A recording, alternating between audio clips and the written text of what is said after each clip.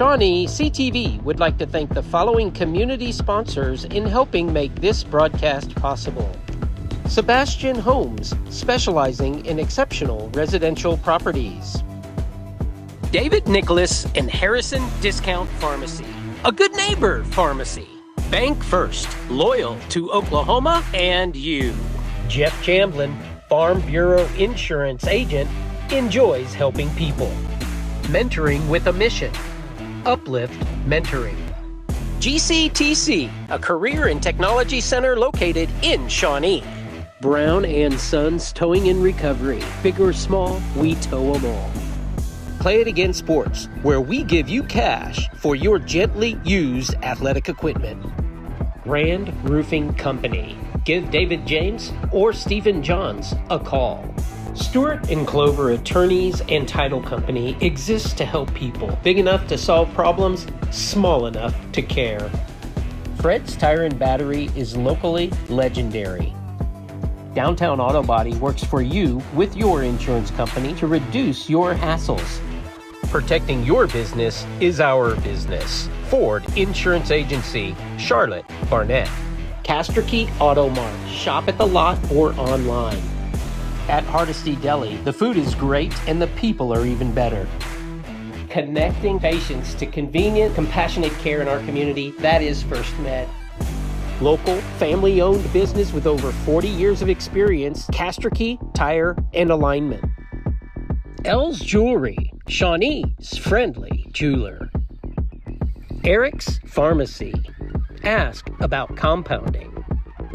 Triad Complete Healthcare. Schedule an appointment today. You visited the Durant game last week. What do we have to look forward to tonight? I'll tell you what, tonight's going to be exciting, Daniel. We are really pumped about this evening. Had a chance to go down there last week and saw the Shawnee Wolves manhandle the Durant Lions, and they just took it to them, I want to tell you. And tonight, we're looking for a great matchup here at Jim Thorpe Stadium, and we're excited about what's going to happen tonight. The story of the night, we'll talk about it as we go along tonight, but it is to stop number one, who is one of the premier running backs of the state of Oklahoma, his name being Prentice Elliott, and we'll probably call that name a lot tonight. We'll talk about that as we go along. We're just set here to kick off tonight. Last week, of course, we went down to Durant and won that game. We also won the opener, the conference opener the week before that against Hera, and we're playing this team tonight, the Tulsa School of Science and Technology, who actually lost a game, their game last week, but it was a close one against Tulsa East Central. 42-38 was the final score in that one. And we'll need to talk about that one a little bit later. Well, we're all set here to kick off, and Whitson is deep to receive along with Lamar White, and here is the kickoff, and it's a relatively short kick. The bounce is about the 19-yard line, and Whitson picks it up and heads up the field there. It has a little bit of running room and makes it back to close to the 35-yard line. 19-yard return on that by Carter Whitson, and we'll set up right there at around the 34-yard line. It'll be spotted for your Shawnee Wolves. We have listed as the starters on offense tonight Cody Lyles, number 2, Antoine Cujo, number 3, number 5, Mark McClain, number 7, Carter Whitson, number 12, Zach Wallace, 22, Lamar White, and he and Mark are probably going to be sharing the tailback duties. 54, Zach Howard, 58, Jake Simpson, 69, Anthony Herod, 72, Justin Thompson, 74, Brian Little, and 96, Big Walter Boyd. First and 10, your Shawnee Wolves on the 34-yard line. Quarterback Whitson in the shotgun formation. Fakes the handoff to White, now rolls to his right. He has a man wide open. It's Zach Wallace at the 40-yard line. To the 30, to the 25 goes Zach Wallace, and what a great catch. And he could not be any more open than he was on that particular play. 43 yards on that catch from Carter Whitson to Zach Wallace. A wonderful way to start off the game. First play from scrimmage, busting out for over 40 yards. When Carter came around that corner to throw the ball, there was not a Tulsa player within 10 yards of it. First down, 10 yards to go for your Shawnee Wolves at the 23-yard line. Carter Whitson under center now. Lamar wide in the backfield. Lamar takes the ball, has some running room there, breaks a couple of tackles, and does a great job to get down close to the 15-yard line is where they'll spot it there. And looks like the tackle was made by Mr. Prentice Elliott. Yeah, let's talk about him while we have just. Well, I'll tell you what. Well, let's save that until they get on offense, and we'll talk about what he can do because we're fixing to score here, and they're going to be on hopefully, and then they'll be on offense. We'll talk about that. Quite a story we have about Prentice Elliott. Wide in the backfield, 2 wide receivers to your left, and Whitson hands the ball off too wide, and he gets close to the first down there. And depending on where they spot that, he's going to be short of a yard or two there. If you notice, Mark, Shawnee's opened up with a no-huddle offense. This is a ploy that the coaching staff put in because they're going to try to wear down this Tulsa school. They feel like that they have an athlete on their team, some athletes, but they don't think they're in the condition that the Shawnee Wolves are in. Daniel, I don't know this, but I predict a high-scoring game tonight. I think it's going to come down to us being able to rack up a huge amount of points against this team. And if Prentice Elliott is as good as they say he is, he's going to probably score some points tonight. So we just need to be on top of our game offensively and score more than that. It's Walter Boyd in the backfield. That's kind of a new wrinkle that we see there. And Boyd is a big guy that just rumbles his way down close to the 8-yard line. Last week, let me tell you a story about Walter Boyd. He caught a touchdown pass. It was about close to a 50-yard pass. He caught it around the 40-yard line or something like that, and was rumbling down toward the goal line. Had men strapped all around him. They looked like just kind of ants on a hill there, and he was just pushing them off like flies. And my son Jacob talked to him right at the end of the game there, and he said, well, he could feel him on his back, and he could see the goal line. He realized it was further than he thought it was, but he just shucked him off and went right down and scored. It was a great play by Walter Boyd. It's a great effort. Such a big guy, hard to take down. And Walter gets the ball again, and they're going to use that big strength of his. And that time, Tulsa SST gets into the backfield there, and probably is a loss on that particular play. It'll bring up a second down and 7 yards now. If I'm not mistaken, it looked like number 56, Tony Thompson. He's a sophomore, and he hit him pretty low there, Mark. Use the leverage. Now, I was talking to Walter Boyd just prior to the game. I said, Walter, you ready to play? And he said, how can you not be ready for a game like this? He's a delightful young man. He really is. Such a neat person. All right, it's second down and 9. Actually lost some yardage on that play. And then, over the middle there goes Cody Lyles. And Cody Lyles just scampers 9 yards wide open into the end zone there. And we draw first blood here tonight against the Titans. It's 6-0, your Shawnee Wolves. They took that drive all the way down the field in less than 3 minutes. It was remarkable. It really was. Adam Betterton on now for the extra point attempt. And ball is down by Parsons. Kick is up, and it is straight through. So Betterton adds the extra point there, and it's 7-0, Wolves.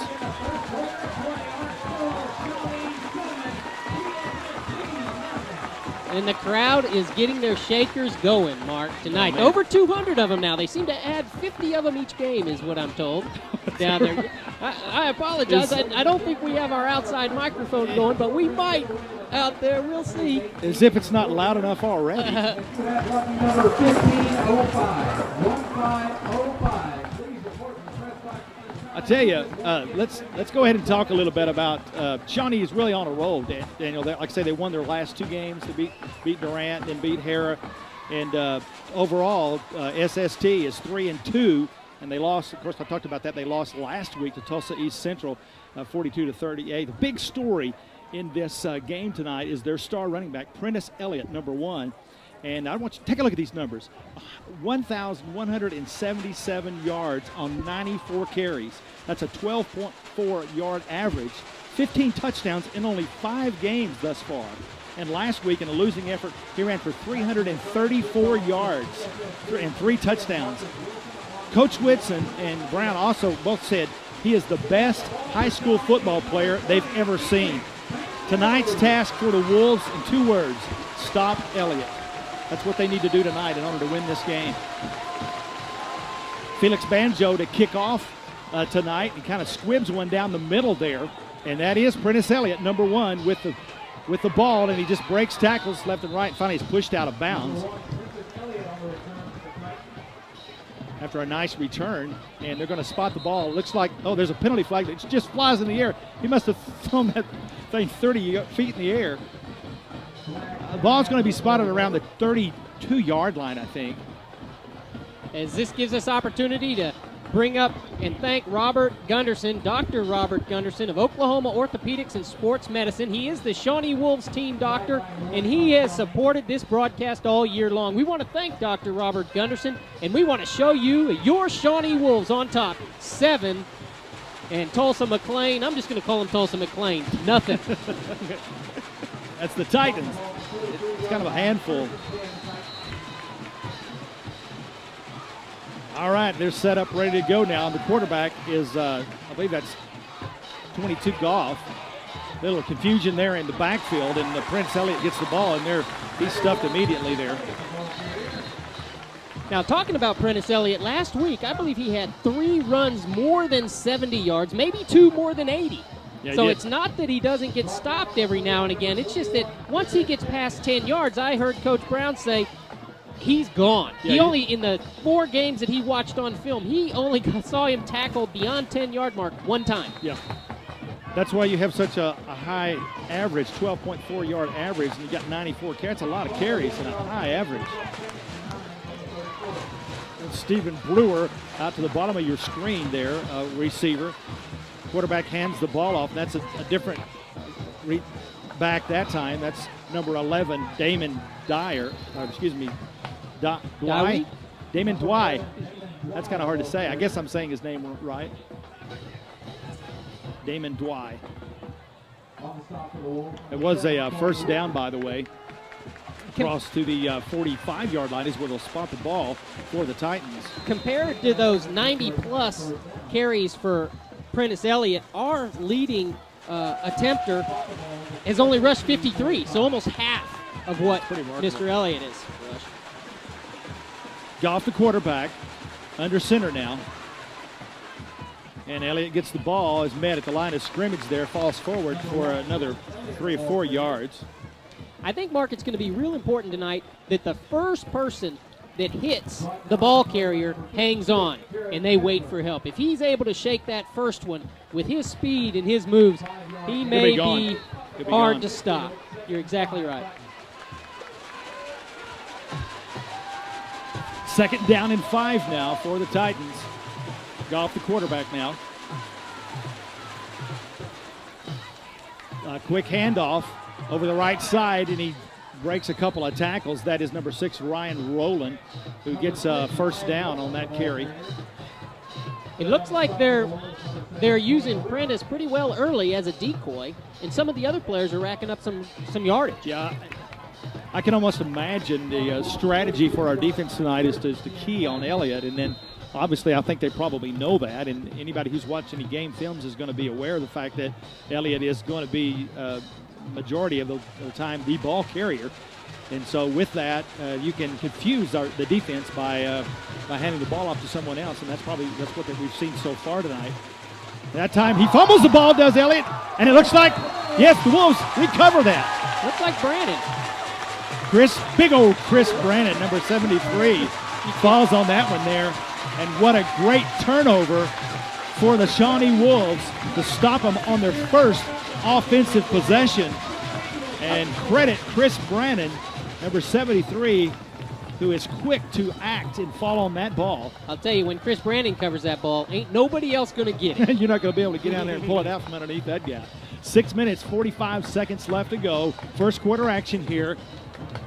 Our score 7-0. Shawnee Wolves leading the Titans.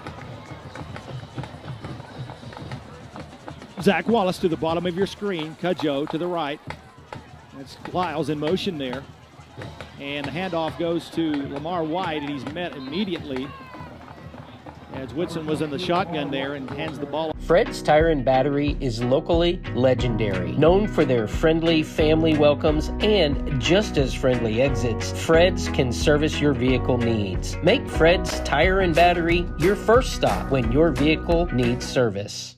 Charlotte Barnett has insured regional business with commercial policies for over 40 years. If you want to get the best commercial insurance coverage while working with a commercial insurance expert, call Charlotte's Ford Insurance Agency now for a quote. Two-back split in the backfield. Now White goes in motion. Whitson in the shotgun formation. He's going to hand the ball off to Lyles, and again, he's met immediately. Defense doing a good job of stacking up there in the middle and stuffing those holes. And so far we've just got back to the line of scrimmage twice. That's the offensive. The sophomore Tony Thompson for Tulsa McLean making those hard hits down there. These guys are quick and fast, and they can move to the ball. Their defense can. 3rd down and 10 now, and a presumably passing situation now. 3 wide receivers, and Whitson's in trouble. Breaks away free from one tackler, and then finally just falls forward. No one open there, so he has to take the ball, tuck it, and run. But he does get pretty good yardage there, but it's not near good enough for a first down. In fact, he only gains about 5-6 yards on that. Wolves will have to punt. It'll be interesting to see if they punt towards Prentice Elliott or if they try to keep the ball away from him. I would do my best if I was Jason Bourbonnais, and I'm sure he's probably been instructed already. Do not kick it to number 1, and if you do, at least kick it high enough where you'll give your opportunity for your teammates to get down there with good coverage. Prentice Elliott is deep to receive. Bourbonnais on now to kick. And it's a fake, and Whitson has the ball, and he struggles forward, and he gets very, very close to the first down. And I don't know what they're going to call this, but he was very, very close to that marker. That looks Great like fake. One of the left foot, right foot Yeah, dilemmas. it is. It's definitely. They're going to have to measure this. They've got to measure this. And if I'm sure Coach is saying, you're going to have to measure that. Yes, and sure enough they are, because it's going to be, otherwise it'll be a turnover. I'll tell you, Mark, I'm right on the line. And if Carter made this, he's going to make it by the nose of the football. Yeah, this is one of those deals where they get the credit card out, and slide it in there to see if it. Oh, let's look at this. Oh, look at this. That is so close. It was inches. No, didn't quite get there, though. Just didn't quite get there. But that was a great effort and a gutsy call for Coach Whitson to go for the fake punt there. Shows a lot of confidence in his defense. Well, let's see if they can step up to the task now. Our defense, we need to call out their defense, and we'll check those in just a moment after this play. And it's 1st and 10 now, right on the 45-yard line, the Wolves' 45-yard line. Quarterback Kendall Goff. And he's in a little bit of trouble now in the backfield, and he's just going to take the ball and run around to his left side there, and Joe Collier takes him out of bounds. Defensively for the Wolves, our nose guard, David Holmes, Chris Brandon, we mentioned him earlier, he recovered the fumble. Richard Sims, Jared Kessler, Lamar White, Ely, and Will Thompson sharing the linebacker core. Eric Combs, the Wolfback, Gilly, and Jackson sharing that rover position. And then, of course, Carter Whitson back there is our free safety. McAvoy and Joe Collier are your cornerbacks.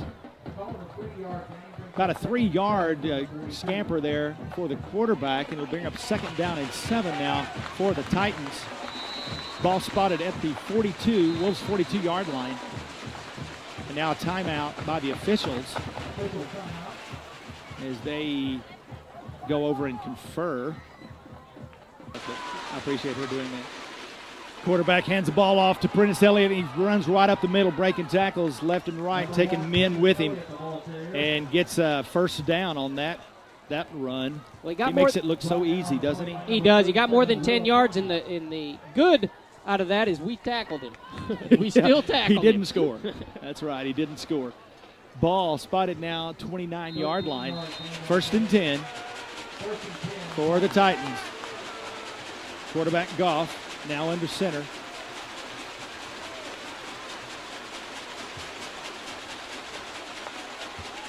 Elliott gets the ball. Flag goes down as Chris Brannon collars him there. He really smothered him, didn't he? Torrance Ely also in on that tackle, and it looks like a movement there, and that's going to go against the Titans. They'll back them up. That's gonna help the Wolves. The past few home games we've watched, the Wolves have had some problems with penalties, so it's good to see them start going the other way. Mm-hmm.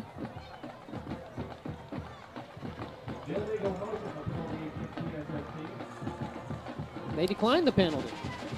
Yeah, because that's going to bring up a third down. No, second down. No, I'm sorry, excuse me. Check that. Yeah, second down. Again, that's interesting that they would decline that penalty there. Coach showing a lot of confidence in his men. Yeah, that's interesting. Okay, second down, 8 yards to go now. And Goff is your quarterback. Fakes the handoff to Elliott. Now he's looking long. Has a man out there deep, and he overthrows him. And had that receiver just had kept his same pace and kept running, the ball would have been right there. But he kind of stopped and turned around and never did quite. The ball was actually overthrown. It was the receiver's fault. Jeremy Hooks, number 80, on the intended receiver. Yeah, I think the ball was coming a little bit inside. Carter Whitson at his free safety position he had a bead on it. Maybe if they would have thrown it a little more towards the sideline, towards the corner, he could have run under it and get it. He stopped, though. He went out there and he just kind of paused a little bit, and then the ball was overthrown. So that may work to our favor. Now it's 3rd and long, so we'll see if we can hold him here. He is going to throw the ball. He throws it out there again. It's almost the same play, and great coverage by Coy McAvoy. Yeah, they're testing the wrong cornerback there, I believe. Do they know how fast he is? I don't think so. There's not a man out there that can outrun him. You're exactly right. Number 11 tried, and he didn't get anywhere in front of him. Corey had perfect position on that play. Yeah, so now it's 4th down, and they probably will go for this. It's too long for a field goal, and I imagine they're not going to punt here. So the best thing in their position is to go ahead and go for it. So far, your Shawnee Wolves have done a great job defensively on this effort here. If they could stop them one more time. 4 wide receiver set now. Quick slant to Prentice Elliott. Yeah, could be. Now he just fakes it. He's got a win. He has a man wide open in the middle, but he's got pressure everywhere. Oh, that is a fantastic play. That was big Jared Kessler in there. Did you see the open receiver? Yeah. I mean, it was unbelievable how open he was. I'm just glad he didn't see him, Mark. Exactly. Well, Kessler did a great job in keeping him, I guess, from seeing him because Kessler was right on his tail. Great prices sell cars, and Castricke Auto Mart truly understands that principle. Straightforward pricing with no gimmicks. Located on the corner of Harrison and Jefferson for over 40 years, shop at the lot or online. Castricke Auto Mart. They're good people. Gordon Cooper Technology Center has trade classes for all ages. These programs are not just for our high school students, they are for all ages, and you have the opportunity to get further educated within our community and pick up a trade skill today at Gordon Cooper Technology Center. Downtown Auto Body works for you with your insurance company to reduce your hassles. Downtown Auto Body is on your side to get your vehicle repaired as it should be, back at top condition. Trust Downtown Auto Body, Main Street, Shawnee. 37-yard line on a great defensive stop. Ball goes over on downs. And we'll see what we can do offensively now. 2 wide receivers to the left, 2 to the top of your screen. And Whitson wants to throw the ball, but he's got heavy coverage, and he just never had time at all. We scored on that particular offensive setup before. That's where you have your 2 wide receivers stacked, 2 to the right side, 2 to the left side. But that time, the coverage broke down, and Whitson had no time at all to get rid of the ball. I think they've scouted it enough to know that Carter likes to take that ball back up the middle. They really have a bead on him. Maybe see something fake into the middle, play action, and get it out wide again to one of these receivers.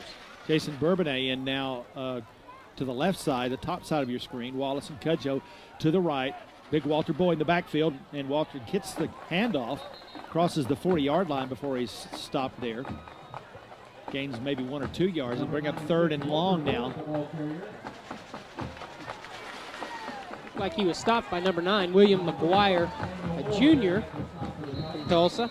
Like to see that's a new wrinkle, Walter Boyd in the backfield. I think that's from last week when they saw how well he could run the ball. Especially when he gets in the open field, it was almost humorous watching guys trying to tackle him around his neck because they weren't having any luck at all. It's kind of funny watching him. Again, Walter Boyd and Lamar White in the backfield. And a fake handoff to White, and again, Whitson's in big trouble, and he just has to eat the ball there because he has 3 of defenders right on top of him. And he's not having any time back there at all to throw the ball, Daniel.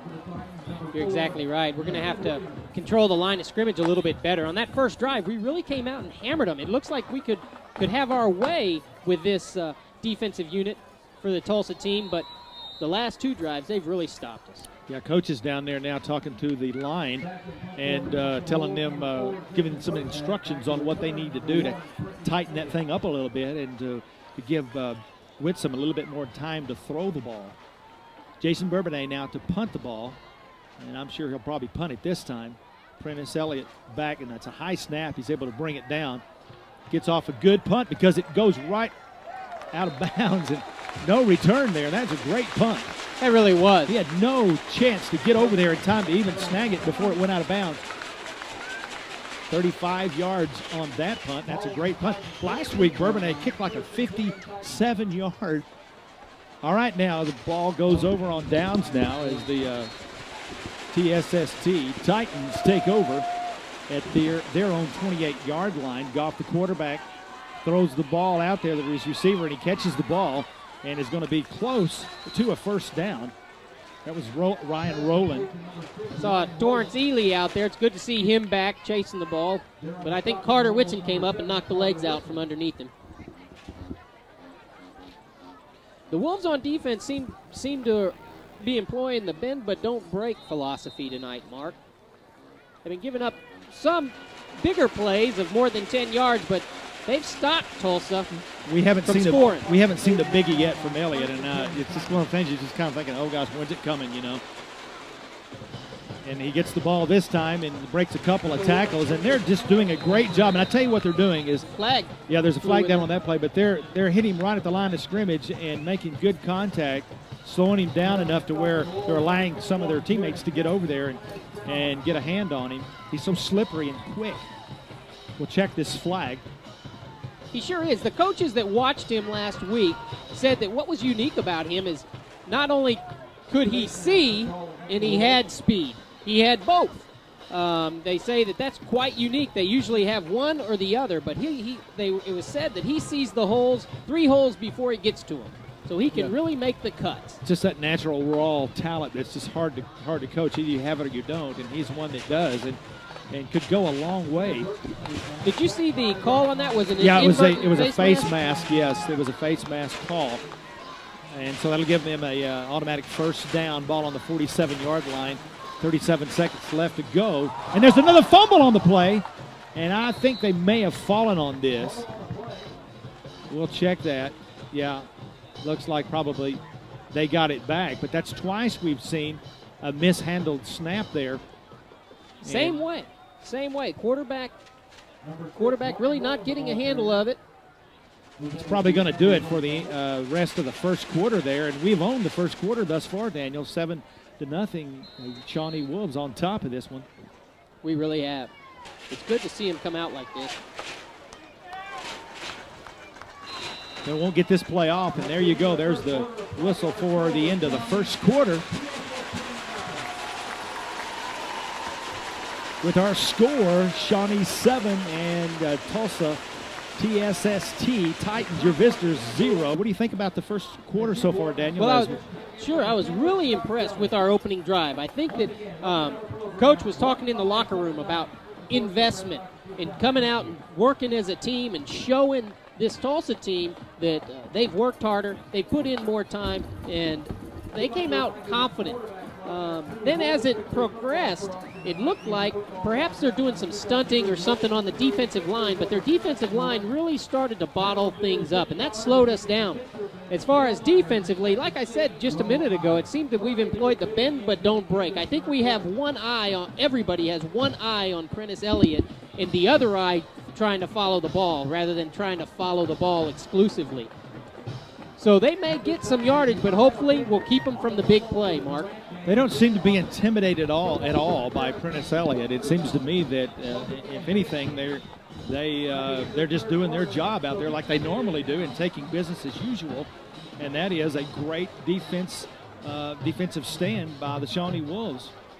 And so far, that's been it. One good drive right off the bat as we took the opening kickoff down and scored in just a few plays there. I wish I don't know exactly how many plays. It wasn't very many. No, it just wasn't. a handful of plays we were able to take it down and score. And since that time, it's been more of a defensive struggle, a couple of fumbles, one that we were able to recover. Chris Brandon fell on. And now, beginning of the second quarter, the Titans have the ball on the 46-yard line, handoff to Prentice Elliott. And he gets 2 or 3 yards on that down to the 40-yard line is where they'll check that 39-yard line. 41, I'll get it straight here in a minute. 41-yard line is where they're going to spot the ball. It'll be 3rd and 3.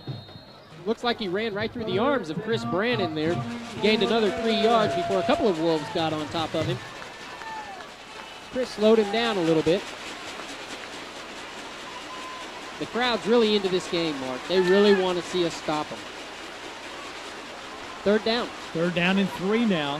Goff, the quarterback, pitches back to Elliott. He's got a little bit of room. We need to close that gap there.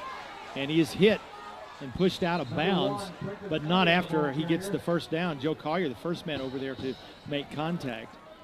Justin Bedwell cleaned it up a little bit. He is really smooth. He looks very smooth in gaining 8 yards there. Yeah, he had a lot of field to cover, too, and with his speed, he was able to just make an angle over there and head toward the first down marker and get around the corner enough to get the first down. So that's going to be 1st and 10. Ball set up on the 33-yard line. 2 wide receivers, one to your bottom screen and one to your top. Now that's a handoff to the first man through, and he's stacked up there. Doesn't get very far. It looked like big Walter Boyd in there to stop him. Oh, nope, David Holmes was the one. Mistook the 5 for a 6. Holmes has done a great job. He's got 24 tackles thus far this year. He's really done well. Amongst the leaders, isn't he? He really is. Of course, Whitson is leading all those with 38. Will Thompson with 30, and Justin Bedwell has 29 tackles for the defense. Off the quarterback under center, hands it off to Prentice, and I'll tell you what, he is being stacked up there. He's not doing what he did last week, that's for sure. I didn't see the game film, but he gained over 300 yards, 334 yards. Do you know how many times he carried the ball for that? I think we have it. That was David Holmes in on that tackle again. It's always good to see him having a good game. Nobody had 3 touchdowns, I know that, against that, and there was an 80-yarder, and a 70-yarder, and another 80-something yarder. Looks like 3rd down and 4 now. We need to stop them here. They're all in 4-down territory, however, and he wants to throw the ball. Has a man open out there, but he does not connect at all. In fact, it was not a very good pass whatsoever, and the intended receiver, Damon Dwight. Looked like Corey McAvoy had a better chance at that ball than the receiver did. Another 4th down, big 4th down, and 4.5, 5 yards to go. I am so impressed by the way thus far we've been able to handle Prentice Elliott. And somebody calls a timeout. I think, Tulsa calls the timeout there with 9 minutes and 56 seconds left to go. We have contracts with many employers, and we do drug testing, alcohol testing, pre-employment screenings. We also do workers' comp, so if someone gets injured on the job and needs stitches, staples, break a bone, then we can absolutely see them and they cannot go to the emergency room. Connecting our community with convenient, compassionate care. Yes. That's what you guys do. It is what we do. And took it to them pretty handily. They had no trouble at all, but this is a different team. The Titans were 1-9 last year, and quite a turnaround. Their coach, they hired Danny Daniels as a head coach. Danny coached at Hominy for about 17 years. I think they even had a state championship there, if I'm not mistaken, at Hominy. And so he's really turned this team around. But so far tonight, the Shawnee Wolves are taking it to the task here and doing a great job. This is one of the biggest plays thus far now. It's 4th and 4 to see if we can hold them. And the quarterback wants to throw the ball, and he's going to throw it deep. He has a man wide. Did he catch that? No, he did not. At first, I thought he did, and it might have gone out of bounds, out of the end zone. You know what I think that was, Mark? I think that was Carter Whitson with a hit. Yeah, it was. Knocked that ball right out of his hands. You know, they may have seen some game film about what Carter Whitson does to people who try to catch balls. And Carter goes over and it does a real nice thing to check on him over there and to make sure he's all right. Good sportsmanship for Carter as he just kind of goes over and he's all right. But as that play developed, it looked like their big man, Prentice Elliott, was open over the middle. Now Carter may have been shadowing him a little bit before the ball went into the air. Carter really made up some ground to get to the back of the end zone. So what, do we have a penalty here? I missed that.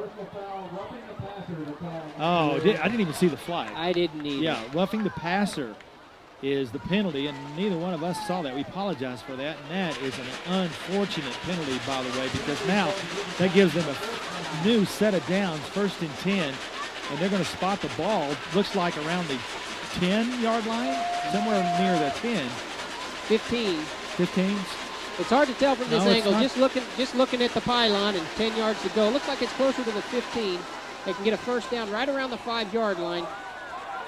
This is where he's Prentice dangerous. Elliott loose in the backfield, and there's another flag that goes down and he scores a touchdown, but they're going to call this back. That's going to be a holding call, more than likely. That's usually in the area where you see that, and sure enough, that's what it's going to be. And I believe that's an illegal hand to the face or something of that nature. It looked like they were trying to get Jared Jackson out of the way down there. Regardless of the penalty, they're going to call this back, but it take nothing away from the great run that you just saw there from Prentice Elliott, and it showed his incredible athleticism as he was able to break some tackles and get on into the end zone. But fortunately, it'll come back on a penalty. So fortunately for the Wolves, there's a penalty on that play, and that'll bring the ball all the way back from the 13 is where it was spotted originally, back to close to near the 30-yard line. Call it the 31. So this will bring up a 2nd down and not a long way. Let's put it that way. 25 yards at least. So off the quarterback, hands the ball to the first man through, and he tries to go to the right. Nowhere, nothing there. So he just turns around and goes his other direction, and it's rolling the ball carrier that time. And get some pretty decent yardage, but not even back to the line of scrimmage. Close to the 20-yard line is where they'll stop him there. Looks like they have 21 to go for the first, Mark. It's going to be 2nd down and more like about 18 yards, I think, probably for the first down.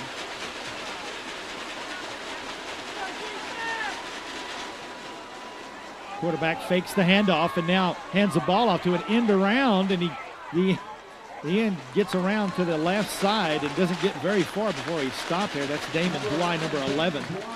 Big Jared Kessler out there to slow him down, and Carter Whitson up to make the tackle.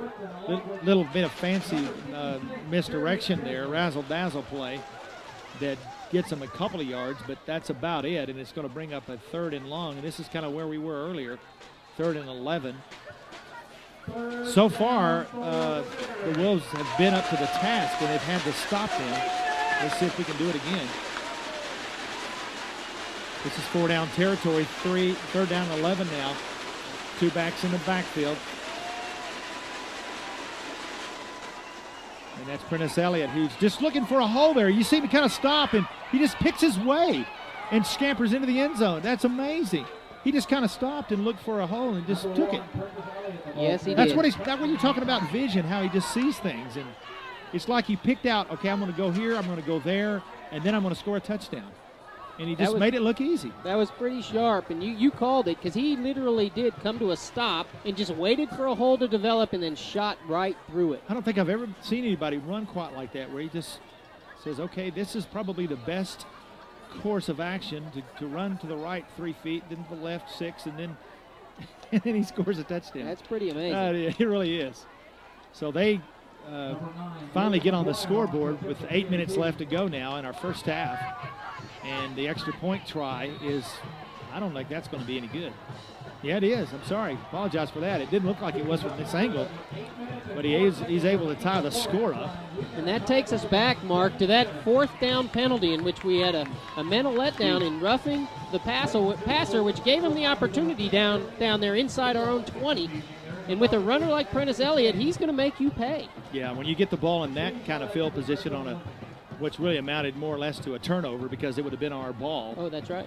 And you give them that kind of field position to start off with fresh set of downs, with the quality player that Prentice Elliott is, he indeed is going to make you pay. And so we had to pay 7 points for that one, and our score is tied. We'll have to see how the offense responds to this. If they can bring it out and get us some first downs and move the ball a little bit. We seem to have played a lot of this game on our side of the field. Possibly open up a little bit with the aerial play here. We'll see what we can do from the passing standpoint, maybe, possibly. Let's watch the defensive line a little bit on this next set of downs, and let's see if we can locate some stunning. Maybe they're doing some stunning that they weren't doing it during the first series that we had. Joe Collier deep to receive along with Lamar White as we see the kickoff, and it looks like it's going to go to Collier, who grabs the ball at the 10-yard line. He's got an open field there to the 30, to the 40-yard line. Collier to the 45, and he's pulled out of bounds near the 40-yard line. Great run back. 50-yard run back by Joe Collier. What a great run back, and it sets us up with great field position in Titan territory at the 39-yard line. Call it the 40 as he's pushed out of bounds there, but I'm telling you what, that was a great run by Joe Collier. No better time for it with the game tied. We show the Robert Gunderson scoreboard. We thank you, Robert Gunderson, for your support of Shawnee Wolves football. Shawnee Wolves 7 and the visitors 7 as well. Let's get some more points on the Shawnee side. Thank you, Dr. Gunderson. We're ready to score again. Our offense is set up out there now as they take over after the touchdown by Prentice Elliott. 1st and 10, Shawnee Wolves 40-yard line. 7 minutes, 56 seconds left to go in our first half, and there's a flag that stops the play right there. Somebody moved, evidently. It did look like there was movement along the line. Illegal procedure is the preliminary indication. Just as we said that the penalties were going the other way, we've had 2 big ones. You don't want to start with such a run back like that. Joe Collier setting the table for his offense. We don't want to start 5 yards the wrong direction. Let's turn it around. Those are the kind of things that kill your momentum when you get a big play like that and come back and get stalled out by penalties. 1st and 15 now. Let's see what we can do here. Like to see us go down and score before halftime. Got plenty of time to do that. No hurry at this point. Looks like a blitz there coming in, and Carter Whitson's going to take the ball around his left side and is pushed out of bounds, but not before he gets about 2 yards. It looks like they are trying to shoot the gaps there on the defensive line. They're giving our line fits because they're picking the direction in which they want to go and just trying to get into those gaps. That's probably why we had a penalty earlier, a movement there, as we are anticipating them coming in there and trying to be more prepared to keep the defense off of us. Their defensive line is not as big as our offensive line, but they sure have shown some quickness. I think that's exactly what it is, Daniel, is that they're just so quick and they can move around and get to the quarterback. Whitson in the shotgun formation, takes the ball and he moves forward there, keeps it, and doesn't get very far, but he gets back to the original line of scrimmage and then over a yard there. But it's going to be 3rd down and long, probably 3rd and 9. What do you think they'll do here? Well, I think we'll pass. But I we haven't done a whole lot of that thus far, but we should be fairly successful at that.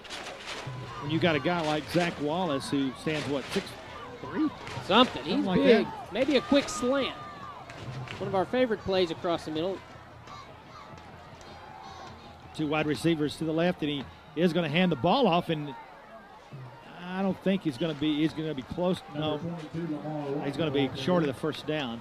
Because I think we had to get to the 30. Is that right? Yeah, Yes, it was very close. It's going to be a couple yards short at least. Is this 4th down territory, Daniel, you think? Yeah, I do. I think that Coach will go for it. He's shown that he has confidence in our defense. And after that one mishap in the last drive, we would have stopped him again. So no question about it. 4th down, 4 yards to go for the first. And I am just so amazed how quick the defense is reacting to every play. Showing a blitz there, and Whitson going to keep the ball, and he tries to hand off, and they get to White before Carter Whitson gets to White with the handoff. They did. They shot that gap. Number 35, Daniel Moore, really got in there quickly. Well, I can see there's going to be some adjustments made at halftime to try to do something to keep the defense out and give them more time, give Whitson more time with the ball. When you can't even hand it off to your star running back because they're back there before you, that is making it difficult to run the kind of offense that you want to run. Ball goes over on downs now. Tulsa Titans 1st and 10 from their 34-yard line. Pump fakes. Now he's going to throw deep out there and just way over the head of the intended receiver. That was number 30, Lester Brown. Joe Collier out there on the coverage. Not a very accurate passer, fortunately, so thus far for the Titans. And when they pass, they seem to want to go long. Yeah, I've noticed that. They want to go over the top. I've noticed that. I guess that's because when they hit one, or they feel if they hit one, they want a lot of yardage out of it, Mark. But they're throwing to 3 of our best defenders in the state back there. The cornerbacks and then Carter Whitson, the free safety. Another fumble on the play, and they've had trouble all night with that particular play as Prince Elliott takes the ball and he's not able to hang on to it. They need a handle on that. A handle on that football. No yardage gained thus far. It's going to bring up 3rd down now. Ball at the 34-yard line.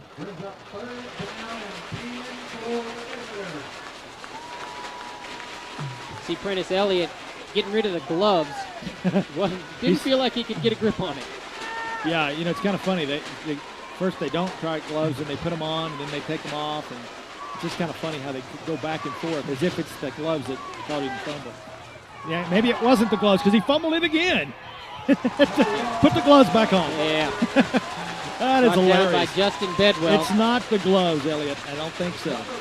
He fumbled with them, now he's fumbled without them. Wasn't that interesting? Because he did the same stop, look, and go. He just didn't have anywhere to go this time. Justin Bedwell really came up quickly and made that tackle. Very impressed with our defense. I mean, they containment, I think, is probably the best word to use to describe the way our defense have played thus far.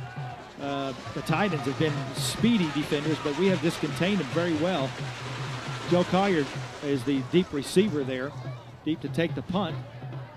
And he gets a pretty decent punt. It's going to take a Titan roll down to the 30-yard line before it's stopped there and dead. And the ball is blown dead. Play It Again Sports, where we buy your gently used sporting goods for cash. We've dedicated 2006 as the year of the student athlete, where each month we're going to give out an award.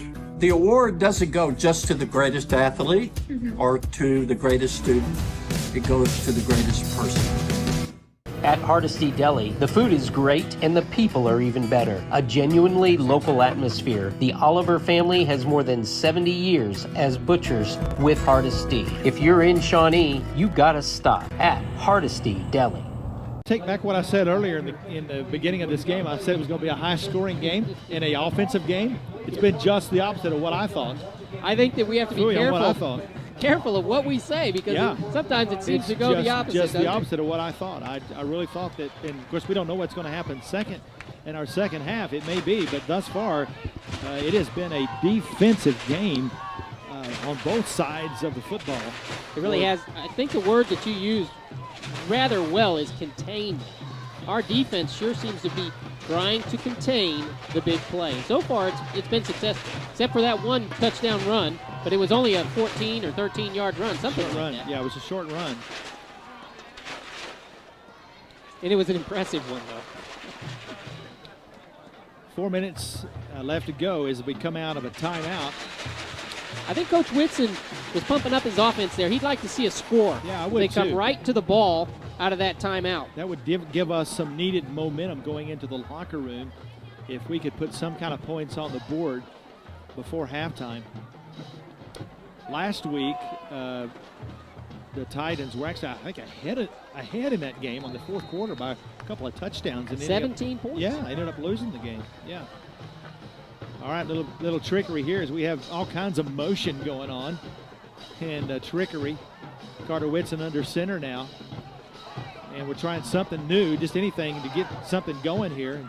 And Lamar White runs up the middle for a pretty decent gain there. And there's a flag that goes way late. Another one of those way up in the air kind of flags. And that's probably going to be some kind of a personal foul of some sort because that came way after the whistle was blown. Yeah, it looked like Zach Howard and Brian Little were in the thick of things there. I sure hope it goes the other way. Well, that's maybe one of those both are guilty kind of deals. Yeah, personal foul against the defense, personal foul against the offense. Yeah, that's one of those neutral, nobody wins, nobody loses kind of a calls. And then normally the umpire or the referees come over and tell the coach to tell their players to calm down a little bit. And that's probably what happened on that. So a little bit of frustration there on the offensive line with those quick linemen from Tulsa. second down, 4 yards to go now for the Wolves. 37-yard line is where the ball is spotted in our own territory. Zach Wallace to the bottom of your screen along with Cudjoe out there now. Two backs in the backfield, Lyles and White. Whitson, the quarterback, wants to throw the ball. He does to Cudjoe, and he's got some room if he can make this corner. And he's tackled, dragged down by Prentice Elliott, or he would have been gone as he gets close to the 50-yard line. That was a nice little play there as he tosses the ball out to Cudjoe. That was close to being a personal foul out of bounds, Yeah, it was, too. exactly. Sure was. It was good blocking by Zach Howard. He was able to pick up the one corner, but Prentice Elliott came from his safety position, make the tackle. The ball's not spotted quite as well as I thought it was. I thought he made it down to the 50, and he's actually stopped and thrown out of bounds at the 47-yard line. Don't ever like to see anybody hurt, but that's Prentice Elliott kind of limping off to the sideline. First and 10 now for the Shawnee Wolves.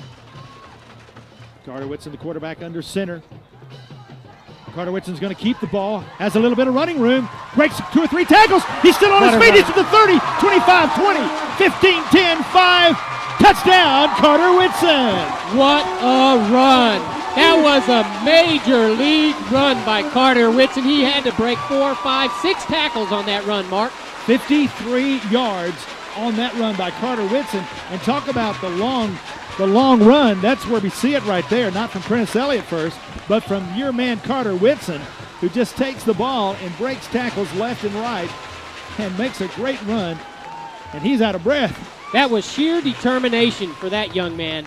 He wanted that ball in the end zone. He was not going to stop until he got there. Not to be denied, and gets a pat from Dad, the head coach, saying, great job, son. Adam Betterton is good with the extra point. And we got a brand new score, folks. Yeah, that's a great run. That's what we needed before going into the halftime. We did it quick again. We're scoring quickly, Mark. I like it. I do too. 14-7 now our score. As we're going to hopefully go into the locker room if our defense can continue on with what they've been able to do thus far and stop them, we'll have a nice little momentum and lead going into the locker room. It's interesting that was the first play that I noticed that Prentice Elliott wasn't back there at safety. His speed back there may have made the difference when we caught him. Carter really took off. You can notice he is kind of walking kind of gingerly there. If you notice, he's sort of giving to one leg a little bit. It looks as though he may be somewhat injured there. As he went out, he was pushing to his side, pointing towards his side, maybe a rib or something like that, and that is a painful thing. Jacob Wright said he's just tired. He may be. Yeah. He's been manhandled tonight. He hasn't been able to do what he did last week. And he's not a big boy. I mean, he's not that under big. 180 pounds. He's not that big. For all the hits that he sustains. Well, I'm just so impressed. But we don't want to set him up. He's sitting back there with the kickoff return. That's what I'm wondering, if he's going to come alive in the second half. Oh, man. Oh. Keep the ball away from him. Felix Banjo on to kick off. And the ball is caught at the 10-yard line and brought back. Good yardage as he makes the return back to the 40, close to the 45-yard line. That's Ryan Rowland on the return there. Shawnee Wolves 14. Tulsa McLean TSST 7. 35 yards on that return by Ryan Rowland. Ball now at the 44-yard line as the Titans will take over there, and they're going to try to score before halftime. 3 minutes left to go as Elliott gets the handoff the right side. Now he's just breaking tackles left and right. Joe Collier's the only one that can catch him. And now, except for Corey McAvoy, who does a great job of slowing him down. I didn't see Corey as he came over there and saved a touchdown. He really did. Absolutely saved a touchdown. Now that shows some speed. That shows some evidence of speed for Corey McAvoy. He's got some of the fastest legs in the state, though. That's a 50-yard run there. Now we're seeing seeing what he can do in the open field. Yeah, Prentice Elliott just makes a nice run, and now they're set up to right down 1st and goal now. The ball is actually at the 7-yard line. The end of the halves on this field has not been good to us. We need to step it up. This is where Elliott can really, really hurt us. Off the quarterback, hands it to Elliott. He's hit once, but he's stopped before he gets in. Gets close. The angle that we have here is so bad. And He sidestepped Will Thompson in the backfield, and then he looked like he pushed up for a couple of yards. Looks like the ball is going to be near the 3-yard line, so it's probably about a 4-yard gain there. This is where you stack up the goal line defense, and try to keep him from running up the middle.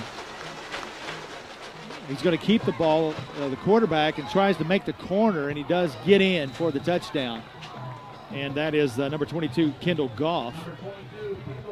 So you saw a big 50-yard run by Prentice Elliott to set that play up. And in less than 1 minute, they're able to take the length of the field with a great run back and get into the end zone. Play action again to quarterback keeper off to the side. The Wolves have to keep an eye on Prentice Elliott, and that slowed him down to the corner. And the quarterback really gave a great effort to jump over the top and get into that end zone. Well, most of our scoring has been at the first of the half and at the last end of this half. You're right. Titans look like they're going to go for 2 on this rather than kick the extra point to try to take the lead here. And well, the other one was pretty close when they tried to kick it. We need to stop them here. We'll maintain the lead if we do it. Now, you know what? I think he's just trying to draw them off sides there. I don't know what happened there. Or maybe he was just going to see what the defense was going to give him and then come back to his coach and talk it over again, because I don't know if he ever intended to run a play there other than just to see what the defensive scheme was going to look like. That's what it appeared anyway. Just a little under 2 minutes left to go, and we've seen all kinds of scoring here now at the end of the first half of play.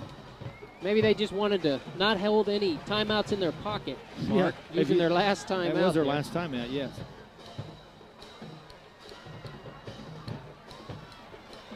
Band setting up over there, getting ready to do the halftime show. We'll have the Pride of the Pack for you at halftime coming up. You want to stick around and watch those guys as they put in a lot of extra time as well. They start their season in early August and work real hard to perform for the folks at halftime and go to contests and that kind of thing. So they put a lot of effort and time into what they do. So you want to stick around and watch the Pride of the Pack at halftime. Set up again now for the 2-point conversion. It seems like forever since they've scored their touchdown, and we haven't run it yet. Now ball's pitched out to Prentice Elliott. He's going to try to get around the corner, and he stopped. What a great stop there, and that is a huge play and that is Carter Whitson. He was determined. He's a determined football player. You know, that's only 1 point, but that is a huge 1 point. That really is. And that could be the difference maker in this ball game. And if it is, we'll come back to that play later as we talk about how Carter Whitson was able to keep the fast and talented Prentice Elliott out of the end zone for the 2-point conversion. Carter played. I'm sorry. Carter really saw the gap and shot the gap. And he didn't mess around with setting up or trying to slow down Elliott. He just went right for the legs. He got him and put him down. Great play. Really was. Still 1 minute. There's no time runs off the clock there. Couple of minutes left to go. It's a beautiful night. We haven't even talked about that. Have we been blessed or what with our home games and these broadcasts? Such a wonderful night. The moon sitting just right over the stadium. Just beautiful. Earlier tonight there was no wind at all. Now the wind's picked up a little bit out of the east. But earlier there was no wind whatsoever. That feels good in here all of a sudden. It sure does. Wonderful night, Shawnee Wolves football. It really is. All right, we still have time to score, believe it or not. There's lots of time left. And I was already taking us to the locker room, but, man, there's still lots left to happen here. There really is. Joe Collier, Lamar White standing at their 15-yard line. And looks like Collier's going to pick it up again. He made a great return earlier, and then goes right up the middle with another great run back. Does Joe Collier, number 8, gets back to the 35-yard line. Showing Shawnee Wolves still on top. Thanks to a nice stop by Carter Whitson. Shawnee Wolves 14, the visitors from Tulsa 13. 20-yard kickoff return by Joe Collier. Ball spotted at the 35-yard line, 1st and 10. Still plenty of time to put some points on the board. Zach Wallace, the bottom of your screen. Cudjoe out to the top there. Whitson under center, hands the ball off.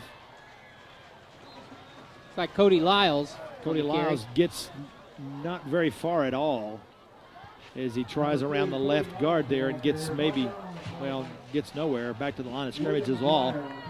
Clock moving now, and now a timeout by the official. It was an official timeout. Okay. Number 56 is hobbling off the field. Tony Thompson. He's shown a lot of spunk tonight, a lot of tackles for a loss. We sure hope he's okay. Number 56, Tony Thompson taking up. But maybe we ought to run right at his replacement. What do you think, Mark? Well, it wouldn't hurt. Or air the ball out, maybe. I don't know. We need to get the ball down. Now the clocks should be moving again. They hadn't started yet. Now they do. Minute 35 left to go. One wide receiver to the right hands the ball off, and Lamar White finds some running room. And caught from behind by William McGuire. It was a slow developing play. It did get positive yardage. Lamar popped it to the outside. Excuse me, Wolves need to show a little bit of clock management here as we've got a little over a minute left to go. 3rd down, 4 yards to go. We need to get this 1st down and then watch the clock because we'll still have some time left if we can get this 1st down as they'll stop the clock. Zach Wallace to the bottom of your screen. Now he just hands the ball off to White, and he doesn't get very far, maybe a yard or two, and it's going to bring up a 4th down. And now we call a timeout. Huh. Okay. With 49 seconds left, just under 50. Call a timeout for this 4th down play. I guess coaches. You going to go for it here? I guess he's decided that he is going to go for it. Because if you're not going to go for it, obviously you would just let the clock run out, would you not? You would. You wouldn't want to stop it for the other team who has no timeouts. So we'll see what the coaching staff has in mind here. How many timeouts do we have left? Do we know? 2? I believe we have 2 left. Yeah. That was the first one for us. So, okay. Well, there's plenty of time really to at least to get us into field goal range. Adam Betterton he's a great field goal kicker. There is. We need to get down there a little bit, obviously, and gain about 30 yards here. But I think Coach was determined when we got the ball that he wanted to score. And he didn't use the timeouts because he felt like we were going to get some 1st downs. Yeah. When we came to the 4th down, he knew that it was a big play. He already had his mind made up. We were going for a score. So he pulled the troops over, pumped them up, and let's see what they come out of the huddle with. Well, you got Jason Bourbonnais back now to punt the ball, which now makes you wonder what in the world is going on. And Carter Whitson comes over to the sideline, and Joe Collier comes in now. A little bit of confusion there. And Collier is going to snap the ball, possibly to Bourbonnais, but you don't know that for sure. Could go to Whitson. That's happened before. McLean is waiting for a fake. Okay, there is the kick by Bourbonnais now, and he does kick it over the head. Great kick. And Prentice catches the ball. And I don't know what he meant to do there, but he just ran out of bounds. I'll tell you what he meant to do. He meant to get the ball and try to run it back the length of the field. That's what he meant to do. 45-yard punt. That's a great punt because what it does is it's a great long punt, but it doesn't allow Prentice to return the ball because it's right over to the sideline, and so that there's no return whatsoever. And they have the ball back deep in their own territory around the 13-yard line with 42 seconds left to go. Let's see about our defense now. Step up there and get a quick turnover. Well, they've already shown that they have a propensity to fumble the football, and so hopefully they can do that again and maybe we can get it back. Another handoff there to the first man, and the quarterback is out doing some blocking, and he's just running around all over the place there and not quite brought down yet. Still on his feet. Now he's down finally. That's Roland, the ball carrier. Clock continues to run. He did not make a first down. They have no timeouts, Mark. Now they got the hurry-up offense going, and you see them trying to run that, get back to the line of scrimmage and snap the ball, and he throws the ball into the ground to stop the clock, does Kendall Goff. Flag comes out because their end was not set. So it'll be an illegal motion penalty, more than likely. Yeah, they weren't on the line at all, and hardly any time at all before the ball was snapped, and he grounded it. And I think Coach Whitson would just as well them just wind the clock out. Yeah, we've got the lead. I mean, the disappointing thing is that they were able to go down and score right before halftime, but the positive thing that you've got to take into the locker room is the fact that they were not able to get that extra point because Carter Whitson made such a great stop. Yes. So you still got the lead, even though it's a one-pointer. It's a lead's a lead. Is a lead. They showed illegal procedure. Was the call? Back them up 5 yards. Let's see if they start the clock here when they put the ball down. It's starting to be a long first half. Chris Brannon is doing his best to get off the field, and he does before they start play again. Second down. Now the clock's going. 10, 9, 8. Quarterback has no idea that this is the last play.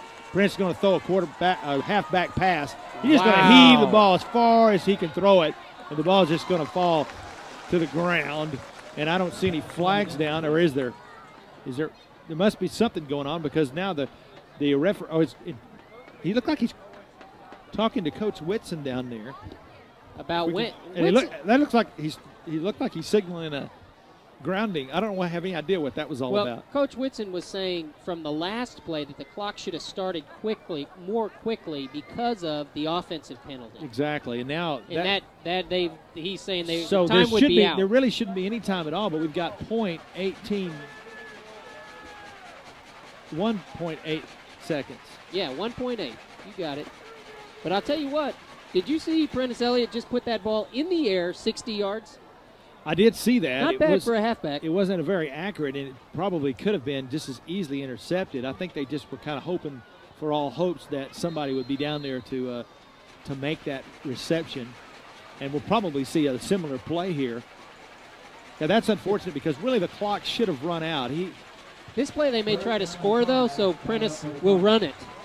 Yeah, exactly. And that's exactly, you call that correctly, and he does. And I hope you're not a prophet because he's still on his feet, doing all he can to get around. He's still there. He's going to try the right side. That didn't work. Left side, now he tries the right. Still on his feet to the 40. He's looking for holes. He's to the 50. Still breaking tackles. This guy is amazing.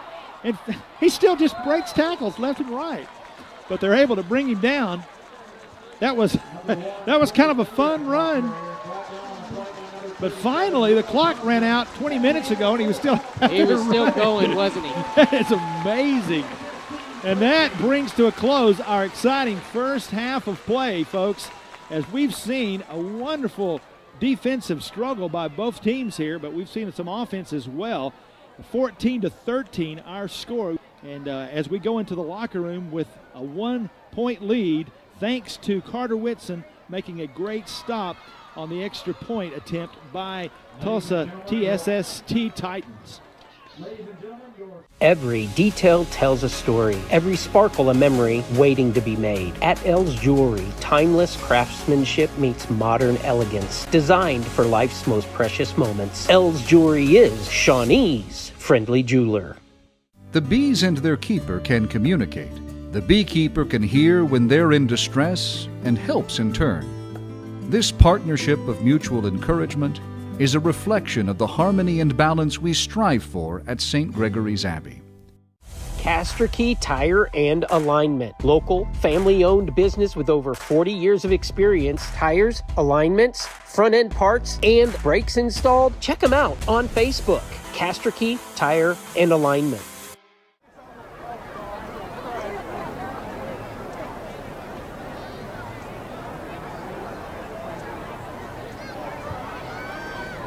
Ladies and gentlemen, as the band's getting set, I realize that I left a few names off the soloist list. Once again, featured soloists this evening are Ethan Pounds, Brent Luke, Zach Paul, Kira Springer, Amber Smith, and Nicole Davis. Now, once again, please welcome to the field the Shawnee High School Marching Band, the pride of the pack. Upon the journey of our lives, I found myself within a forest dark. For the straightforward pathway had been lost. All hope abandoned, ye who enter here.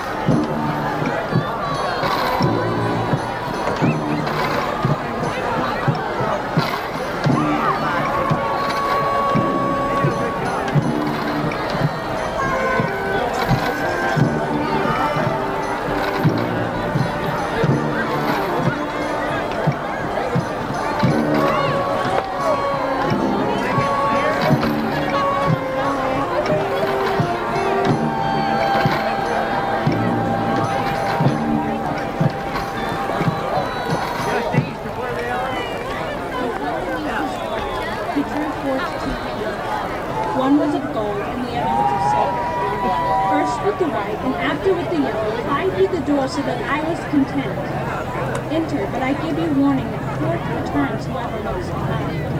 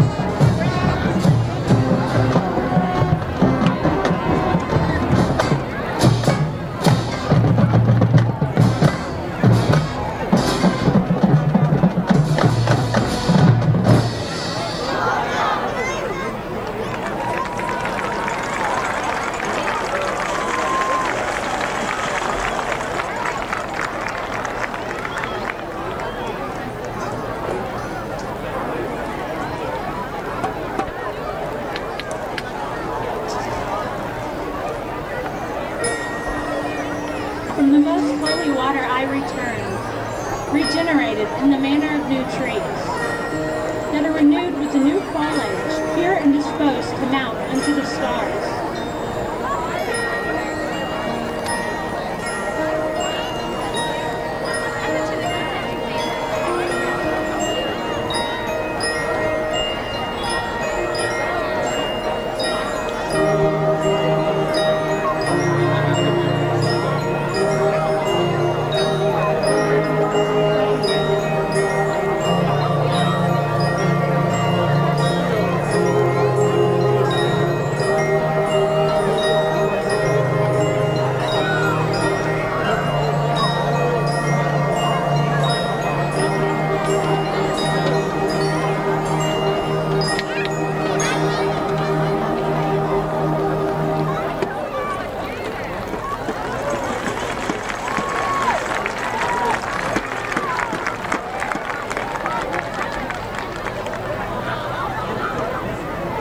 And suddenly, it seemed that day to day was added, as if he who has the power had with another son the heavens adorned. Truly, whatever the holy realm might have the power to treasure in my mind shall now become the subject of my song.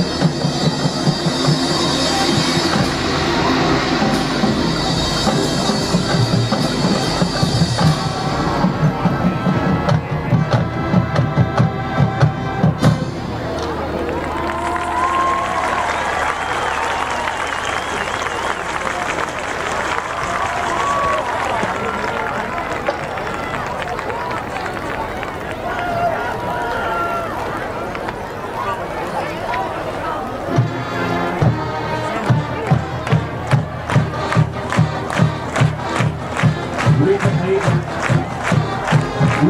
the band competed at the Tulsa SST band, where they earned 7th place out of 26 bands competing. The band earned a spot as an elite top 12 finalist for the 5th consecutive year. Tomorrow, the band travels to Putnam City High School for another competition. Preliminary performance time is 10 a.m. Ladies and gentlemen, please join me in wishing the best of luck to the Shawnee High School Marching Band, the pride of the pack.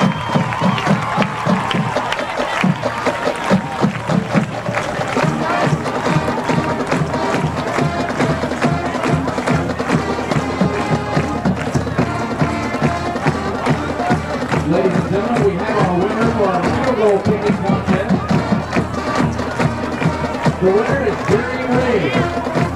Jerry has a chance to win $100 by successfully kicking a field goal from the 20-yard line. Congratulations to Jerry. Honey, get me GI help for my belly. Yeah, I need some GI help. Not that kind of GI. No wait. Appointments now for belly problems at Triad Complete Healthcare. Charlotte Barnett has insured regional business with commercial policies for over 40 years. If you want to get the best commercial insurance coverage while working with a commercial insurance expert, call Charlotte's Ford Insurance Agency now for a quote. Stewart & Clover Attorneys and Title Company exists to help people. It really is that simple. Whether you have personal or business legal questions or need help navigating land title issues, Stewart & Clover is big enough to solve problems, small enough to care. And we're back, Mark. We're back for some second half football. Looks like you have some first half stats. Why don't you fill us in a little bit? Had a great first half of football here at Jim Thorpe Stadium. We've seen some lightning here, as in the way of action offensively for the Wolves and defensively as well.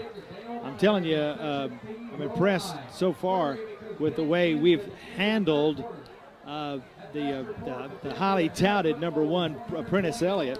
Here are some stats from the first half. Shawnee with 3 first downs, the Titans with 8, 96 yards passing for the Wolves and 12 for Tulsa, 106 yards rushing to 173, and total yardage for Shawnee 202 to 185 for the Titans. 0 of 3 on third down conversions for the Wolves and 2 of 5 for the Titans. Averaged 40 yards a punt for Shawnee and 35 yards of punting average for the Titans. Penalties were 3 for the Wolves for 25 yards and 1 for 5. Turnovers, none for the Wolves, but they fumbled the ball, has Tulsa Titans 4 times and lost one of those fumbles. And the interesting thing about that, Daniel, is Prentice Elliott has fumbled most of those, and he came out without gloves and he fumbled the ball, so he went and put his gloves on. He fumbled it again. The very next play, he goes out and takes his gloves off. In the next play, he fumbles it again. And so my comment was, it's not the gloves. But fortunately, for them, they've only lost one of those. Carter Whitson this is an interesting stat, he's 2 for 2 for 96 yards passing. Rushing, White for 24 yards, Cudjoe for 10, Wallace 43 yards on his reception, and Elliott has indeed run for 151 yards. But we saw one of those where he ran at the very end of the play, where he ran for 30-something yards, 35 yards, and on a stop before he could do anything with it. But that was an interesting run. But he's averaging 13.7 yards per carry. But thus far tonight, I think if you had to put your finger on one particular play of the game, I go back to Carter Whitson's stop of the extra point attempt by Tulsa as they attempted to go for 2 there, and Carter Whitson stopped him there, and that's why we have our score at 14-13 rather than 14-14. So we take the lead coming into the second half of play, and we need to, I guess if there's anything that I can say we probably need to do more in the second half would be what? Throw the ball, you think? I think we should. I think that the coaching staff may be trying to wear this Tulsa defense out a little bit by grinding in the first half, and we did come out on top in that first half, but I'd really like to see what would happen if we aired it out a little bit. It looks like we've been successful in that, and in the 2 times that we've tried it so far tonight, we have a talented receiving core, and certainly Carter can get them the ball, so I'd like to see it get into the air a little bit, Mark.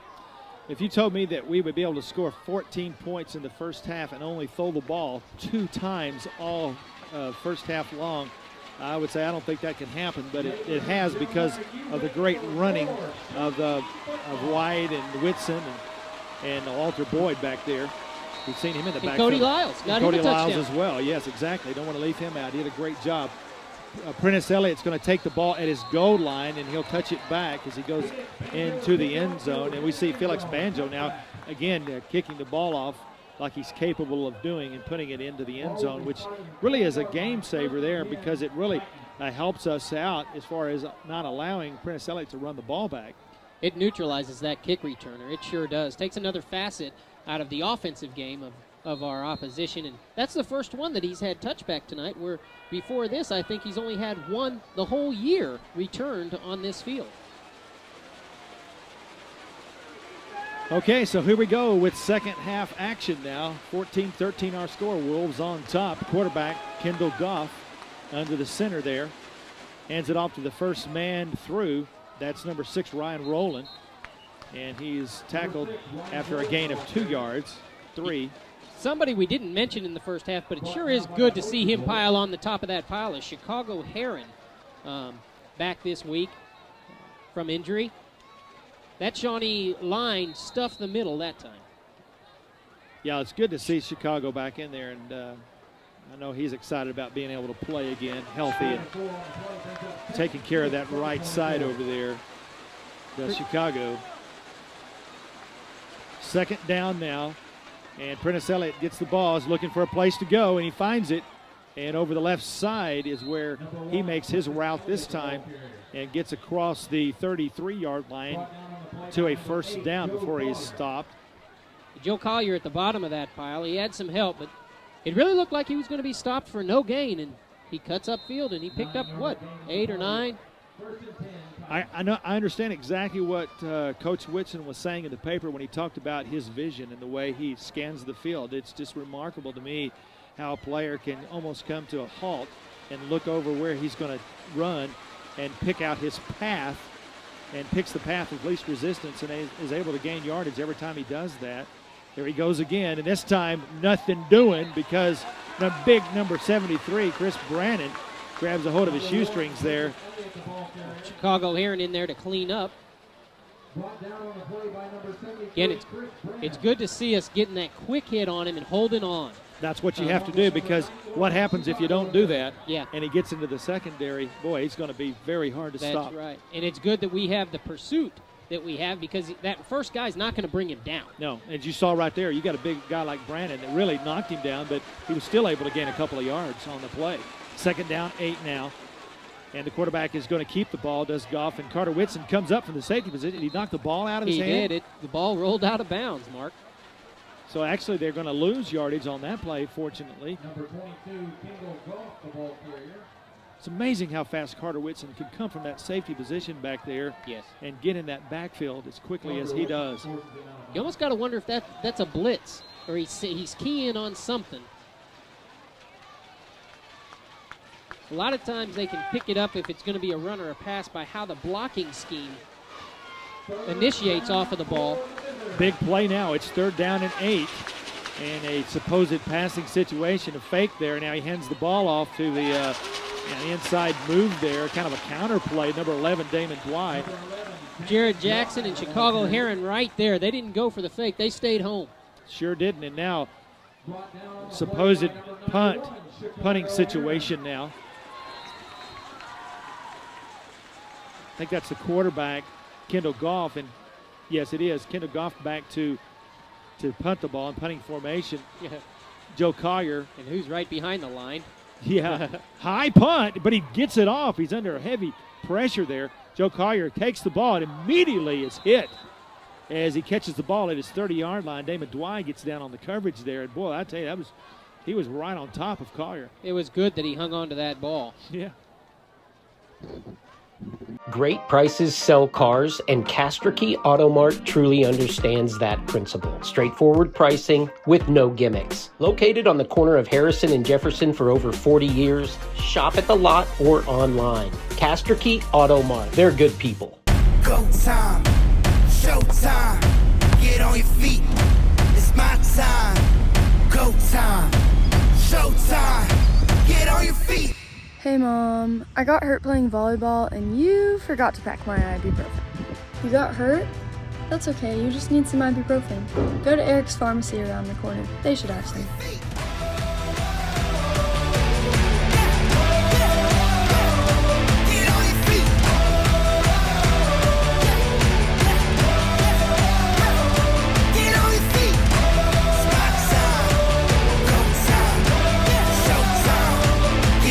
Ball on the 31-yard line.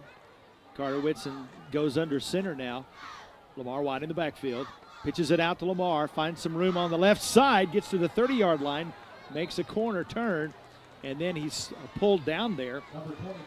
That's big number 80, Jeremy Hooks. 190-pound senior from Tulsa. Pretty nice 2 or 3 yard gain. It was, again, that's taken a little bit of time to develop, and I think that has to do with the speed of Tulsa. They're really stringing it out nicely, and he's got to pick his hole. And if they don't make that initial burst through the line, they can catch up real quick. Their pursuit is fast. Quick pursuit is definitely the name of the game for their defense. Cudjoe way out to the far right side, and Wallace to the left at the bottom of your screen. Now, number Prentice Elliott gets a little antsy there and just jumps quite. He's quick, but he's not that quick. Yeah, I'm glad that we hiked the ball. Yeah, he might have just taken the ball before it got to Carter Whitson and ran to the end zone there. He anticipated the count. The count, yeah. He wanted to get back there and make an impact. So that gives us an extra 5 yards to make this first down. Now it's second down in short yardage, and that's good now because now we can do whatever we want to do here. Either throw or pass. Whitson, shotgun formation.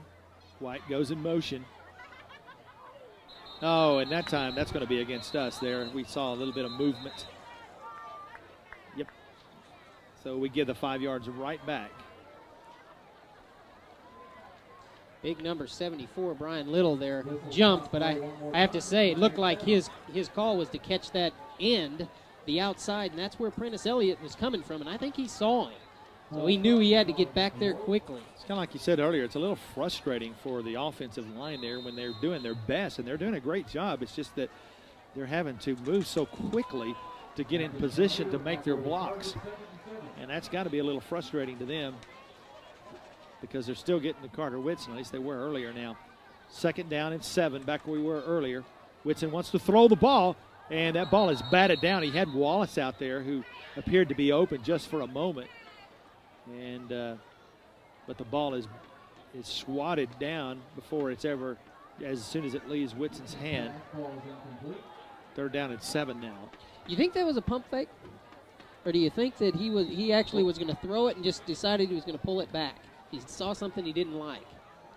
Well, I don't know, because that would have been a fumble, would it not? I mean, I thought I saw the ball. Yeah, the ball, his arm did come forward. Yeah. So it was a pass. Yeah. 3 wide receivers now.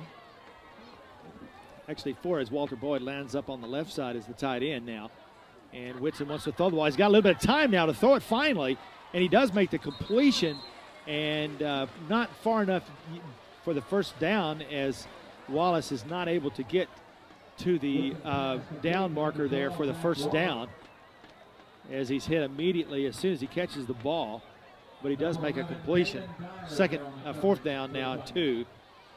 And you never know what this coaching staff is going to do. Well, I tell you what, just when you think they're going to punt it, they don't. But when you think they're not, they do. Yeah, and that's what you want. That's right. That's what you want Keep to do. them hopping. Yeah, keep them guessing. Prentice Elliott's not deep at all to take the punt from Bourbonnais. If he can hurry up and get this punt off, he could kick it over his head. He's standing at his 37-yard line. Now he backs up a little bit. See what I mean? He just kicked the ball right over his head. And Elliott goes over and takes a cheap shot after the ball has gone out of bounds. And I don't think he ever knew the ball had gone out of bounds, but he does take a shot on Joe Collier, and that's going to be a penalty. Yes, it is. Against the Titans. Lines judge was right on that. It looked like the Prentice was eyeing old Joe to set him up for that hit. Yeah, that's kind of Joe's a tough guy, though. Well, He gets right back up, and he's ready to go. Yeah, Joe Collier saw that the ball had gone out of bounds, and he's kind of letting up already, and that's going to be a 15-yarder. That's good for Shawnee. That'll back them up close to their own 15-yard line. If we can hold them, maybe get some good field position out of this. Joe Collier will take a hit like that for 15 yards. Yeah, it doesn't even phase Joe. Phase him. All He's a right, good player. That's going to set them up here for 1st and 10. After they set this up, it looks like they're going to probably be around the 15-yard line, because the ball spotted at the 30 now is where it actually went out of bounds. So sure enough, it'll be back to the 15. So with the personal foul against Prentice Elliott for hitting Collier, 7 minutes, 13 seconds left to go, third quarter, 14-13 our score. And we're back to action now. Quarterback matches the ball back, to number 11, Dwight. And another flag. Boy, we've just seen a multitude of penalties all of a sudden. Chicago Heron, Chris Brannon, and it looks like David Holmes. All three in on that tackle. Hopefully it's against the Tulsa team. Yep, illegal block, it looked like. A cut block. We'll take those. Keep moving them back. Hey, they keep cut blocking and personal fouling and whatever. That's right. As long as it's going that way, that's correct. Okay by us. And as long as everybody keeps one eye on Prentice Elliott. Exactly. Now the ball's back to the 9-yard line. With this much field in front of him, this is how he pads his numbers. Exactly that. When we saw that at the end of the first half, as he ran for 40 yards and was able to run to the left side and then run all the way over to the right side where there's nobody out there. And actually, he probably ran for like 100 yards, but he only got credit for 40-something. Yep. First down now. Still first down. 15 yards for the first as they get a penalty for the block. Illegal block. Again, he fumbles the ball. And that's the 5th time. And Chris Brandon there to make sure he's down. Can't hang on to the ball. And he's looking at his hands. Now he's going back to the quarterback and with his hands spread out saying, I don't know what's going on. But every time he does that, he can't run with it. Those exchanges have not been good with this Tulsa team. You'd think they would have that corrected by now. I mean, he's only carried the ball, some 90-something times before tonight. And I like to believe that that's our fierce defensive pressure. Absolutely. Mark. He's scared. He's going to get hit. Now it's 2nd down and long, and he wants to throw the ball. He's in trouble there. Torrance Healy's got him in his sights, and now he's going to be close to a safety. He's right on the goal line. Yes, he is. As you see Torrance Healy and Chicago Heron. Yep. I'm telling Jared Jackson Jared Jackson is number 21 as well. But you know what, Mark? That, again, was an exchange problem. It looked like he was trying to hand it off to his fullback, and he just quite couldn't get it to him, and he ended up with the football and didn't have anywhere to go. Nowhere to go. Good coverage all the way around, and our defense finally just caught up with him. And this is where we really need to stay focused and stay sharp. We cannot get back on our heels thinking we're going to give up anything on this play. Absolutely not. 3rd down and 23. They definitely have their backs up against the wall to the Tulsa SST Titans now, as the whole backfield is going to be in the end zone. Great time for a safety here. If our defense can stop them here and get a sack. Now another timeout. Is this another penalty? No flags. It looks like the official stopped the play clock. It was winding down to 3, and it looked like the back judge, the umpire, stepped right in, stopped the clock. Okay. And now it's going to reset to 25 for him. I don't know what that's about. Okay, now we're ready. Third down, 23. Pitches back to Prentice Elliott, and he's going to be almost stopped in the backfield, and he finds a way to get out of that. And that is truly an amazing athleticism on his part, because he really should have been tackled probably in the end zone, but indeed he's able to get out to close to the 15-yard line before he's knocked out of bounds.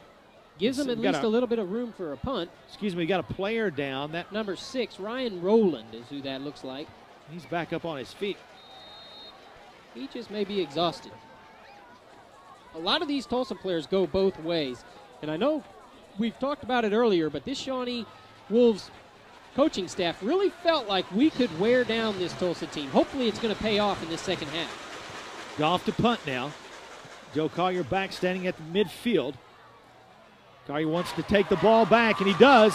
Got a little bit of running room there. Comes up the middle. He's in the 35 to the 30-yard line. Across the 25, and is brought down near the 20-yard line. Joe Collier on a 30-yard return. That's why you don't take a cheap shot on Mr. Joe Collier. He'll come back and he'll bite you. He'll make you pay.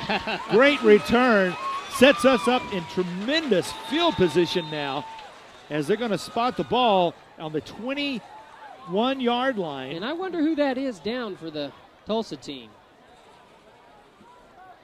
He's in writhing pain, whoever that is. Yes, he is. Not sure who he is. Looks like number 2, number 3. He's up now. Number 2, Dale Jones. Looks like he's going to be okay. okay. 150-pound junior defensive back. 150 pounds out there. We've seen Joe Collier make some great returns tonight. We saw an earlier return in the first half. The kickoff, right? Yes. 4 minutes, 49 seconds left to go. We got an official timeout here, or some kind of a timeout. And with our score 14-13, Shawnee now in great field position. Ball's going to be at the 22-yard line, and we're going to have 1st and 10 at that point. Great time now to get in and score here and take advantage of a great return by number 8, Joe Collier. Tell you, Mark, Lloyd really helps me. 1st and 10 now for the Wolves. Ball spotted at the 22. Handoff up the middle and gets him maybe 1 or 2 yards is Lamar White, the ball carrier that time. I'll tell you, whatever he picked up there, he earned. He carried that guy on his back for those 2 yards. Mark McLean checks in now as Lamar White takes a quick breather. 2nd down at 8. We haven't seen as much of Mark as I had thought we would. Listed as a starter for tonight's game. Wallace and Cudjoe out to the right. Mark McLean the single back now. And here comes that defense as they show a blitz.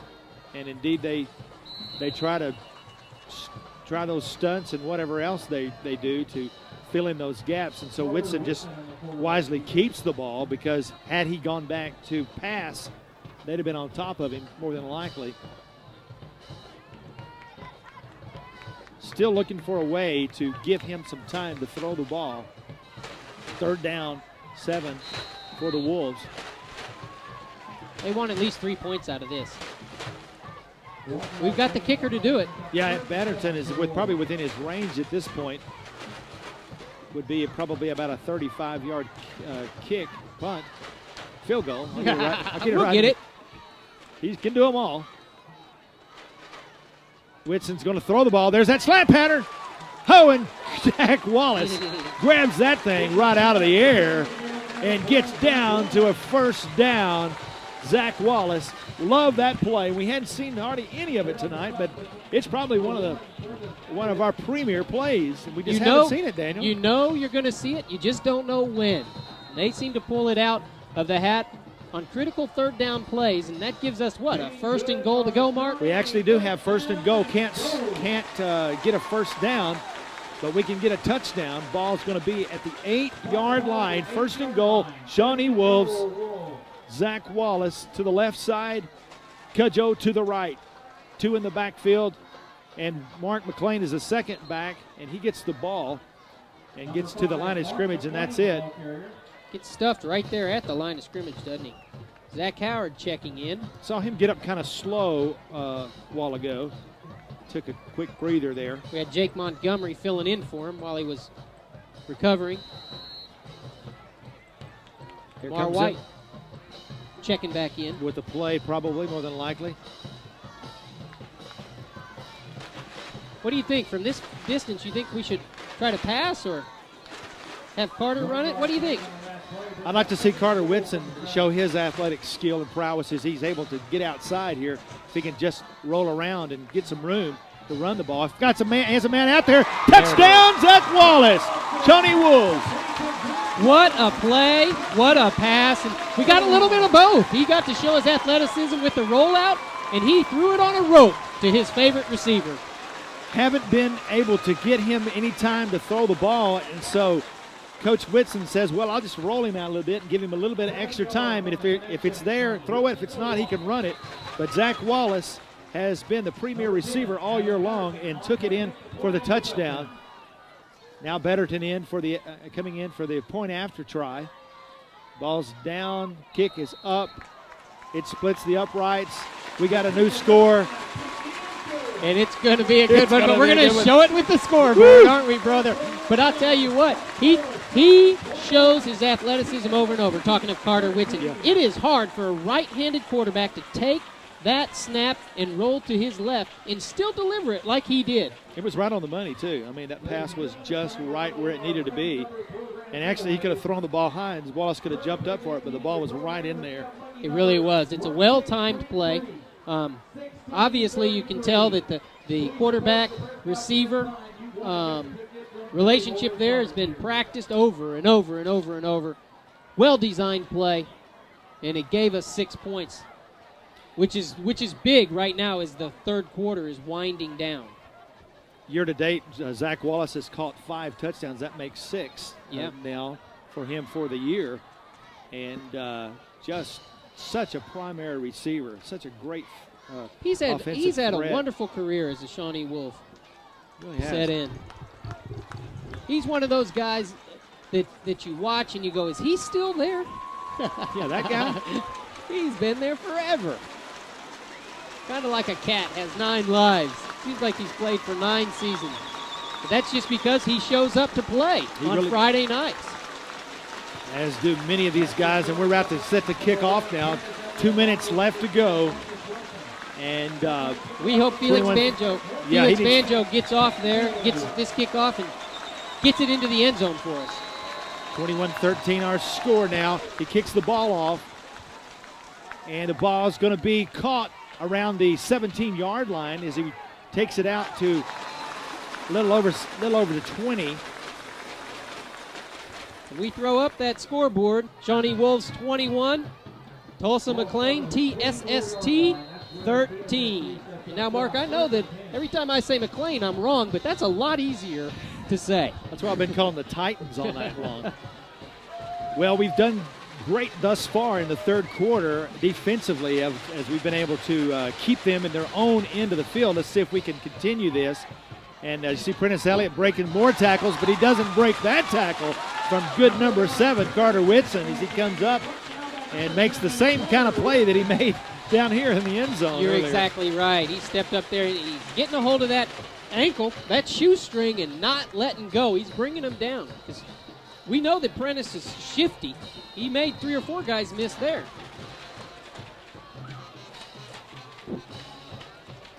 Minute 25 and counting in the third quarter. Left to go in the third quarter. And Coach is really excited on the sideline down here. He is. He's liking what he's seeing thus far. Second down, 7 yards to go. Handoff now to Dyer. And he almost fumbles the ball as Bedwell gets in there and makes the tackle. Bedwell along with Richard Sims. Brought down on the play from the Wolves by number 44, Justin Bedwell, along with number 50, Richard Sims. Third down, long yardage now. It's going to be 3rd and 4 for the Titans.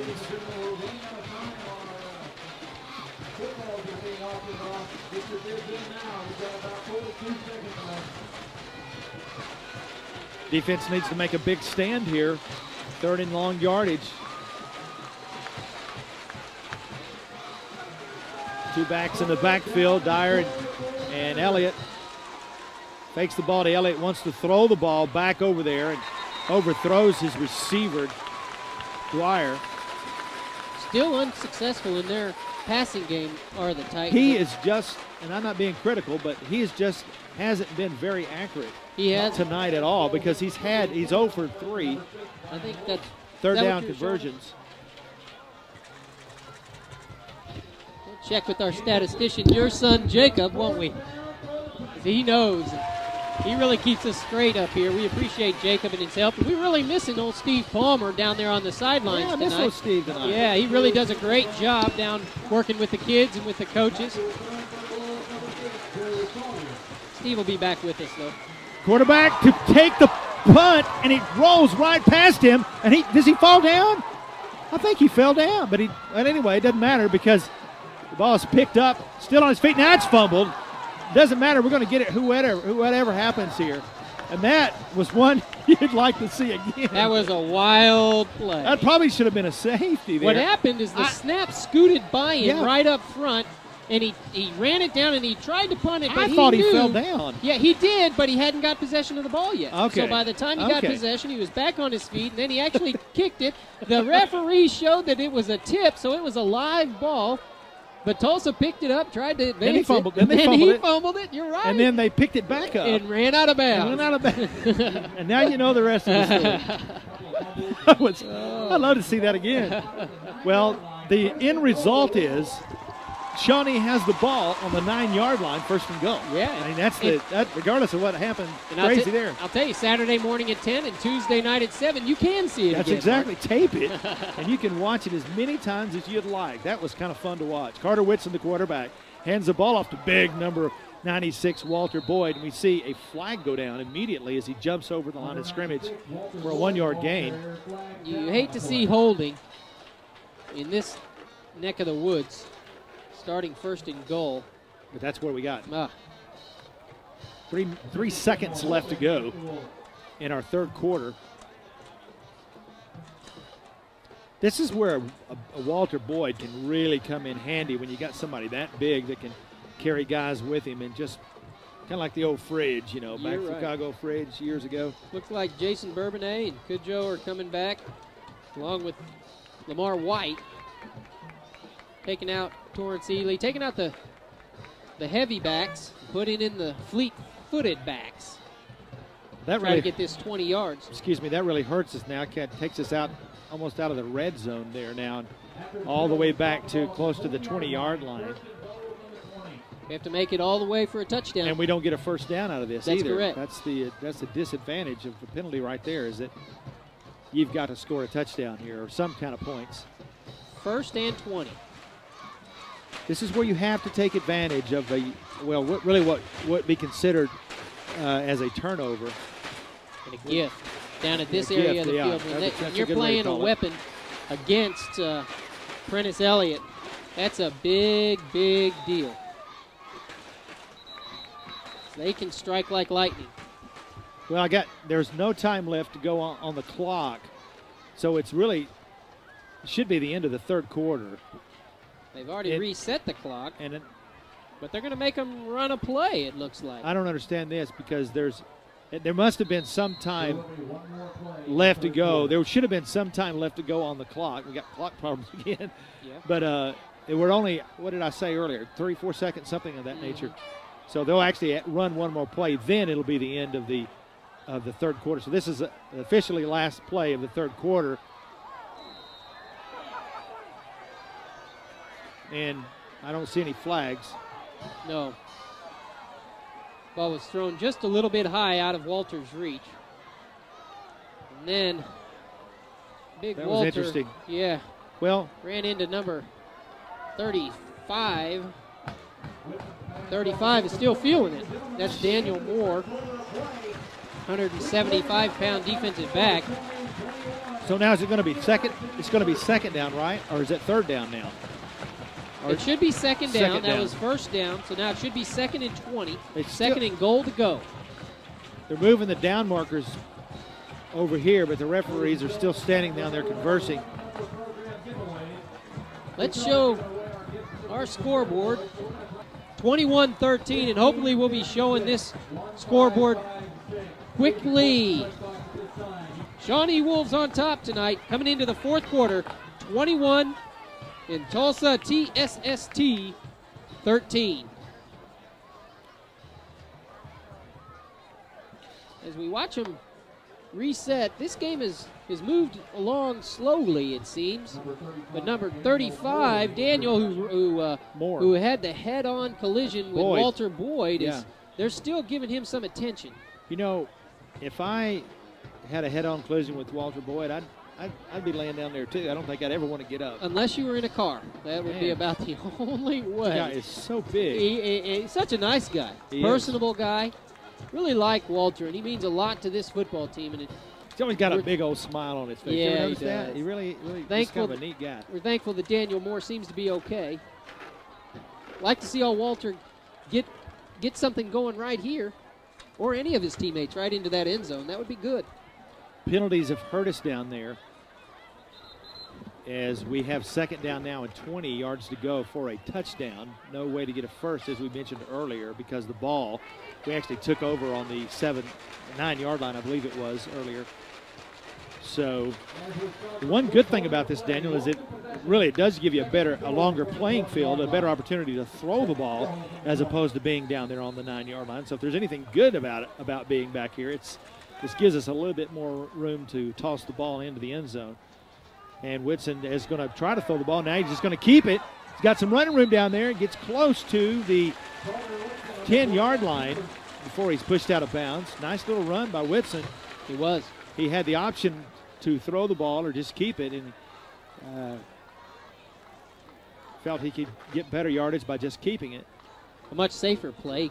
He had the option of dumping it off there to Antoine. Zach was double covered back there, but Antoine turned around and threw a good block, and we picked up some yardage. Actually, they're going to spot the ball on the 7-yard line.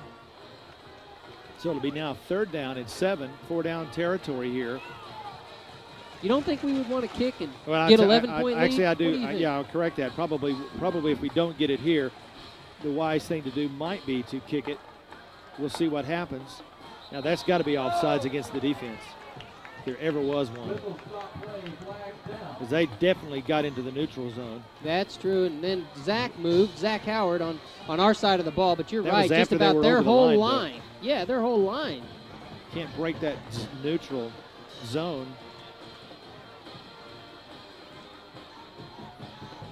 Oh, come on. Well, I didn't see it that way, but I don't know what that call is. I don't have a striped shirt on either. Have you seen that that motion before where he crosses his arms?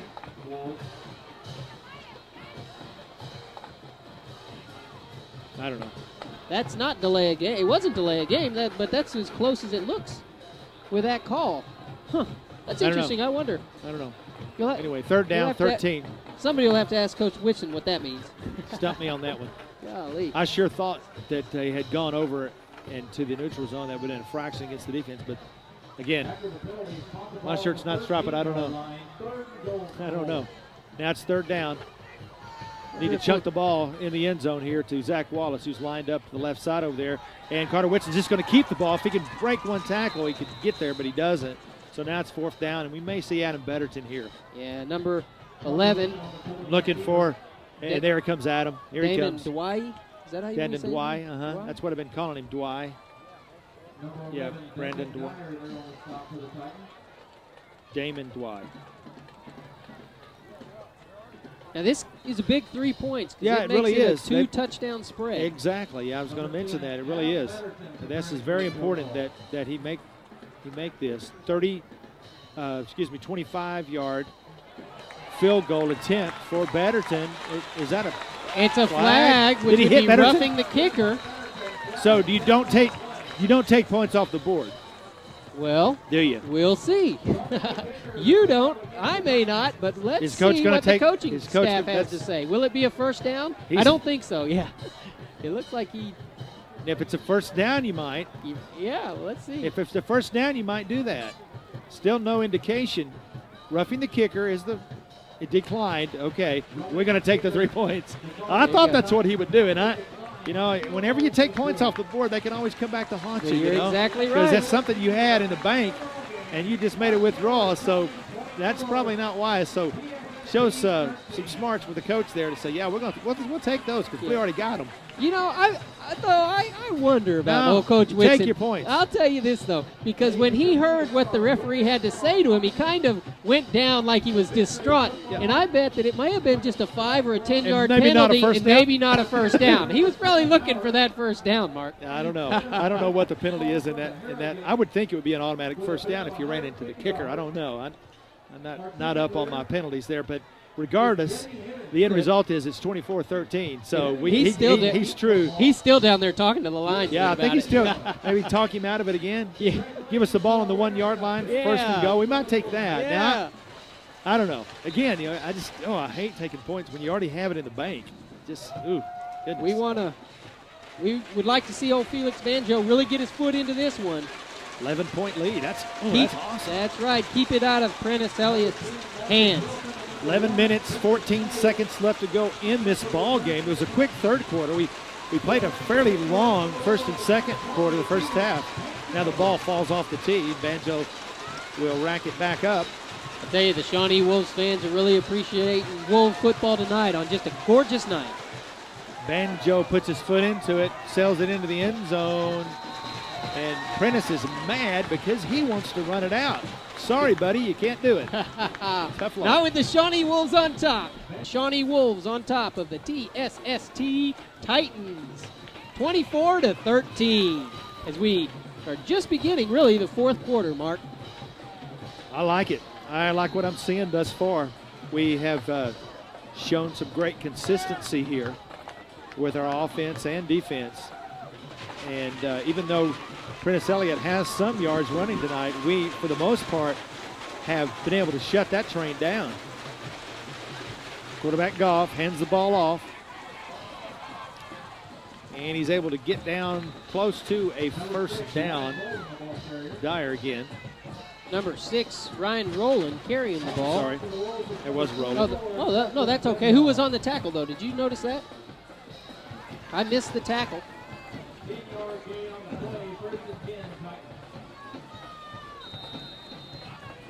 I'll tell you, when they put Prentice out there, you've got to respect that he's out there and he might catch a pass. So yeah, they're setting him out in that is he slot. Out? Yeah, he's out there. I'm sure Carter's got an eye over there as well. Good time for an interception here. Yep. Pitches the ball back, and that's rolling again. He's got a little bit of room there. Gets 4 yards on that carry, 5, 6. Number 6, Ryan Rowland, the ball carrier once again. Close to 6 yards. There on the stop of the Wolves, number 7, Carter Whitson, along with number 21, Jared Jackson.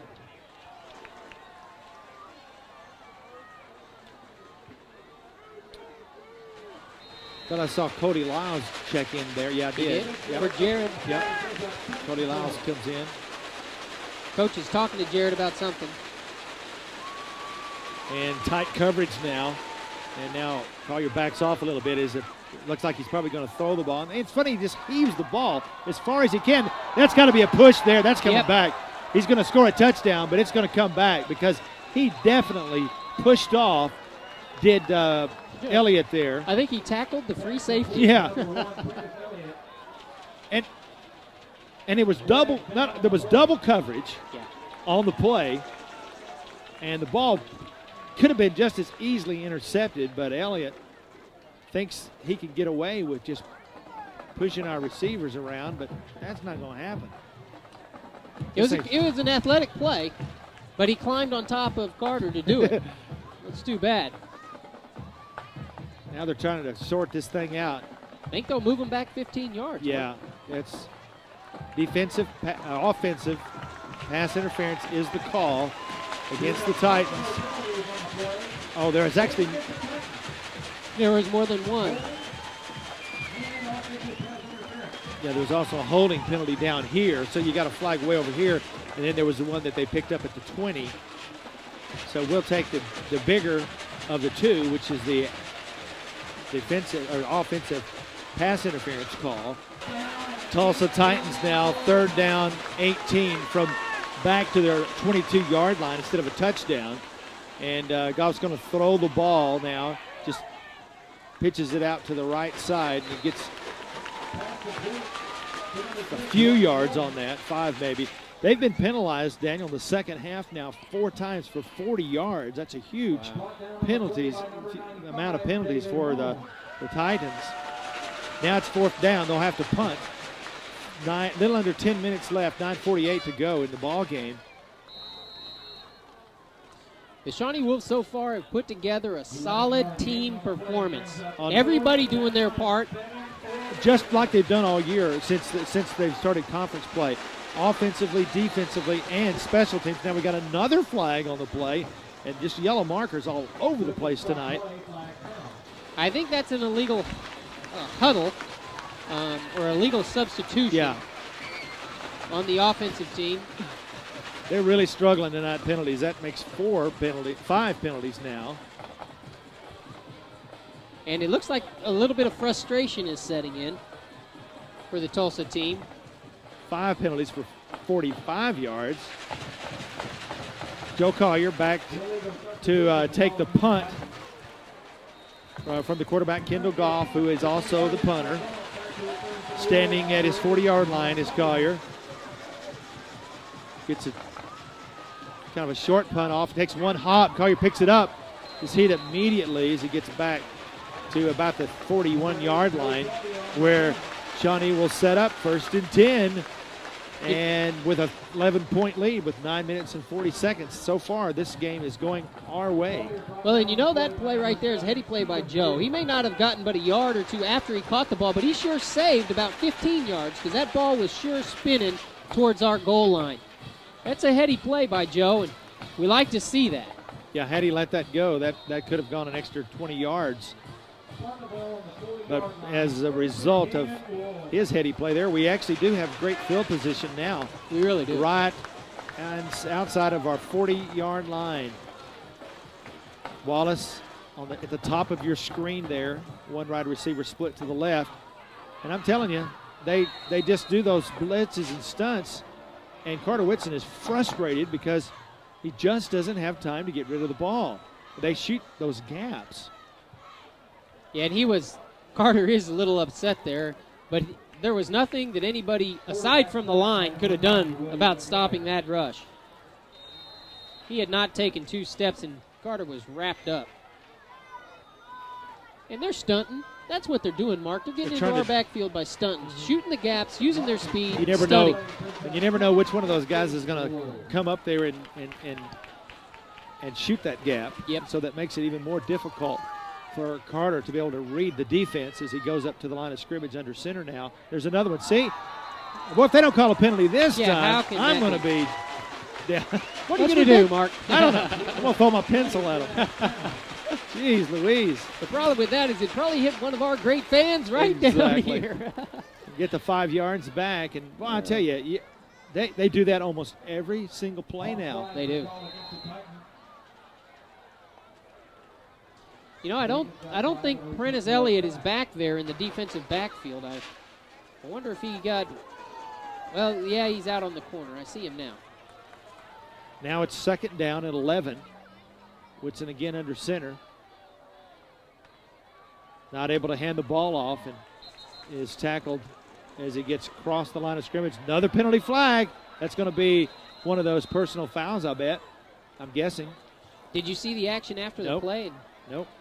But it came so late. On that far sideline. That's what normally happens. Somebody said something or did something there. Personal foul. Dead ball. That's after the play against Shawnee. Not good. Not good. I thought that was going to be against them. That's going to cost us 15 big ones. And Coach is not going to like that. That's got to be frustrating. Yes, it does. Doesn't help us on downs either. Whitson's going to come over and talk to his dad about that. Or the next play, actually. Nothing you can do about that now. It's going to be 2nd down and 20 yards. Connecting patients to convenient, compassionate care in our community, that is First Med. A couple of things that you guys do that you specialize in. Let's talk about workman's comp. Yes, for a moment. yeah, that's a huge part of what we do here that a lot of people don't know about. We have contracts with many employers, and we do drug testing, alcohol testing, pre-employment screenings.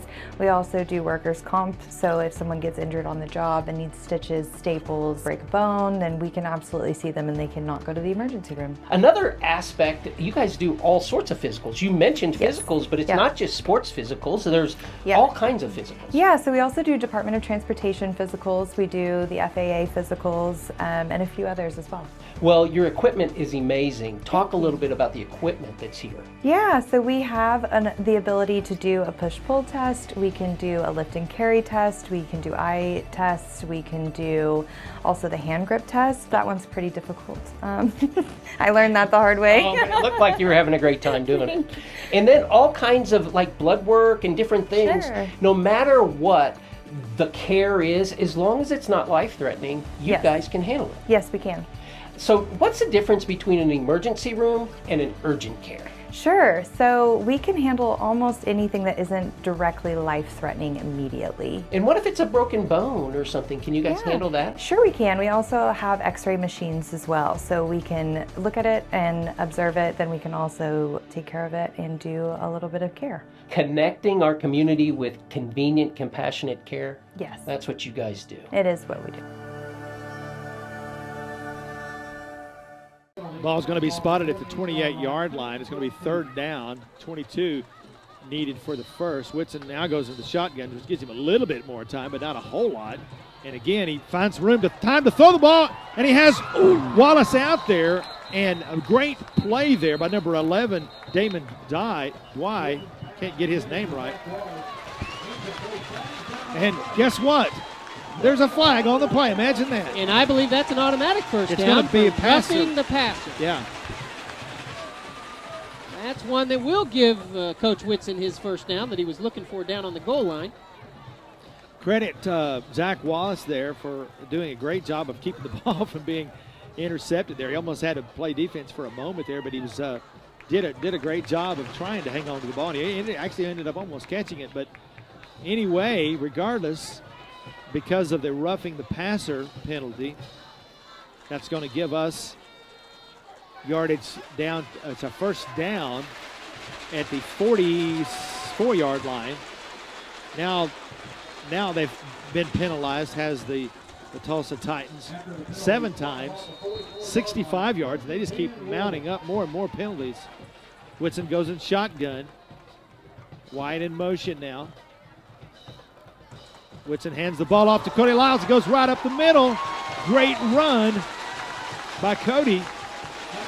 They hit one of those holes that they were stunning out of that time, and that's what happens when you play against a stunning, or you are a stunning defense. Is sometimes you're plugging the hole, but sometimes you're leaving the hole. There's got to be a hole open somewhere when they do that. Exactly. And that moved in our favor. Looks like we're going to call timeout. Yeah, coaching staff wants to talk something over. Another penalty. That is something. Oh. Where did that come from? I don't know, but that was like a minute after. It was after the timeout was called. It looks like, yeah. That's funny. Maybe some tempers are flaring down there. Well, Daniel, I think, if we can just continue this drive, keep the clock moving, keep the ball on the ground, and we've proven that we've been able to move the ball pretty successfully on the ground tonight and eat some of this clock up. By the time they get the ball back, even when they do, they're going to have to score twice, 2 touchdowns, because the field goal and an extra point, a touchdown, unless they go for 2, they'd have to score a touchdown, go for 2, make it. That's right. Is my math correct here? That is. Just to tie the game. That is correct. So, which makes that point. Carter's tackle, keeping them from 2 points, giving them only 6 points on their touchdown. Again, it's coming back to hurt Tulsa. Yeah. Those things always come back to bite you if you don't make those extra points. And that's why having a kicker like Adam Betterton is so important. Yeah. Well, I think they had so much confidence in Prentice Elliott that he could just make that. But they didn't count on Carter Whitson's speed as well. He's got a nose for the football. He doesn't lead this team in tackles. Exactly. For no reason. And, Carter Whitson's only thrown the ball 6 times tonight, 5 completions for 118 yards. 5 of 6? We've 5 of 6. We've really won this game on our running and a great defense. They are stepping them off 15 yards. And I don't think, Coach Whitson just came out and said that this guy was a great player just because he, for nothing. I think he really believes this guy was an excellent. I just think our defense has just stepped up to a level that's just remarkable tonight, and the way they've been able to shut him down. We'll talk about that right after this play. That was an unsportsmanlike conduct call. Dead ball again. First down. First down and 10. Shawnee Wolves 28-yard line. Cody Lyles goes in motion. 2 wide receivers.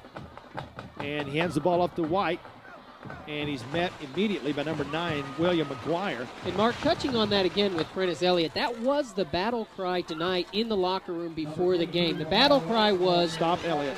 It was, one man will not beat us.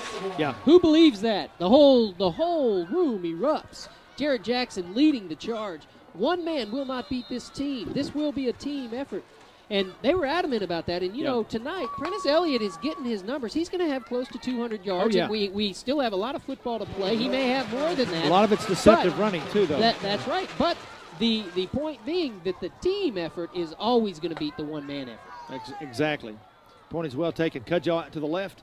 Wallace to the right, along with White. Cody Lyles in the backfield. He wants to throw the ball. Has Wallace out there, and he catches the ball, but immediately falls down. But not after he gains a few yards on that play. He's going to be down to the 23-yard line now. Third down and 4 to go for the first. It is really hard to tell from this angle where they are. I know, it is.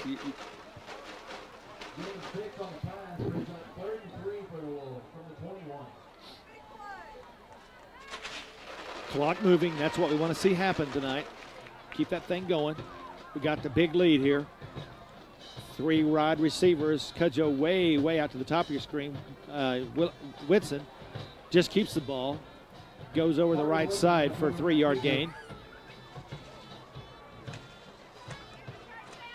This is an interesting stat here that Jacob just handed. They have the Titans tonight, Daniel, 4 personal foul penalties in the second half. Oh, my goodness. That's 15 yards apiece. That's 60 yards that against them tonight.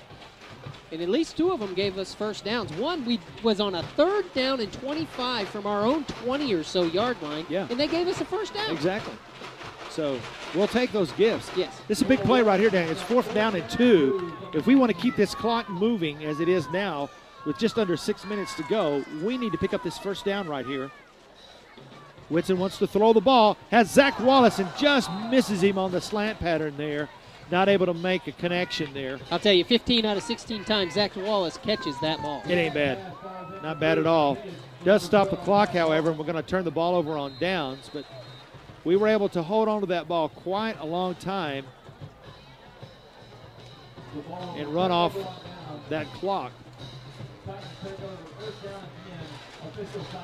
At Hardesty Deli, the food is great and the people are even better. A genuinely local atmosphere. The Oliver family has more than 70 years as butchers with Hardesty. If you're in Shawnee, you gotta stop at Hardesty Deli. Hi, I'm Mackenzie Battershell, and I have relocated and continue serving family medicine clients at the Triad Complete Healthcare in Shawnee. I love what I do, and it's an honor to serve my patients. Please call Triad Complete Healthcare in Shawnee if I may be of service for you. The bees and their keeper can communicate. The beekeeper can hear when they're in distress and helps in turn. This partnership of mutual encouragement is a reflection of the harmony and balance we strive for at St. Gregory's Abbey. Thanks, Walls. All right, our fans are rising to the task as the cheerleaders usher them on to stand up and stop this Tulsa Science School of Technology Titans from scoring. I am proud of you. Science and sports technology. Something like that. Whatever it is. That ball is almost picked off by number 44, Bedwell. Good reaction by the sophomore linebacker. And I'm glad he had it because that ball was going right towards Prentice Elliott, open in the middle. Yeah. He had just made a quick cut. They were doing their version of our slant pattern. Well, they're in a position now that you certainly don't want to be in if you're a Tulsa Titans, because they have to play catch-up football. There was another flag, it looks like, Mark. I didn't see it. Imagine that. Is that an illegal formation? There's another one now. How many is that, Jacob? 8? We're losing count now. Illegal formation or illegal motion, I guess, is the call, and it's going to back them up another 10 yards, I think. Keep it, Jacob. No, we declined the penalty. That's 9 penalties. We want the ball back. Scratch that one. We'll give that one back to him. That's only 8 then. That's amazing. 2nd down and 10. Fans are really, really jumping up and down. The coach is saying, get over there and cover that guy. He wants to throw the ball, does Goff, and has all his men are covered, but then somehow or other, and I don't know how in the world, number 11, Damon Dwight, got open, but he did, and he threw the ball all the way across the field. That was a crazy, crazy play, but it was good enough for a Titan first down. Joe Collier really stuck him and made him pay for that catch, but it was just a little too little. Little too late. Little too little late. 27 yards on that pass completion from Goff to Dwight. 1st and 10, Titans at their 47-yard line. Defense needs to step it up a notch or two here.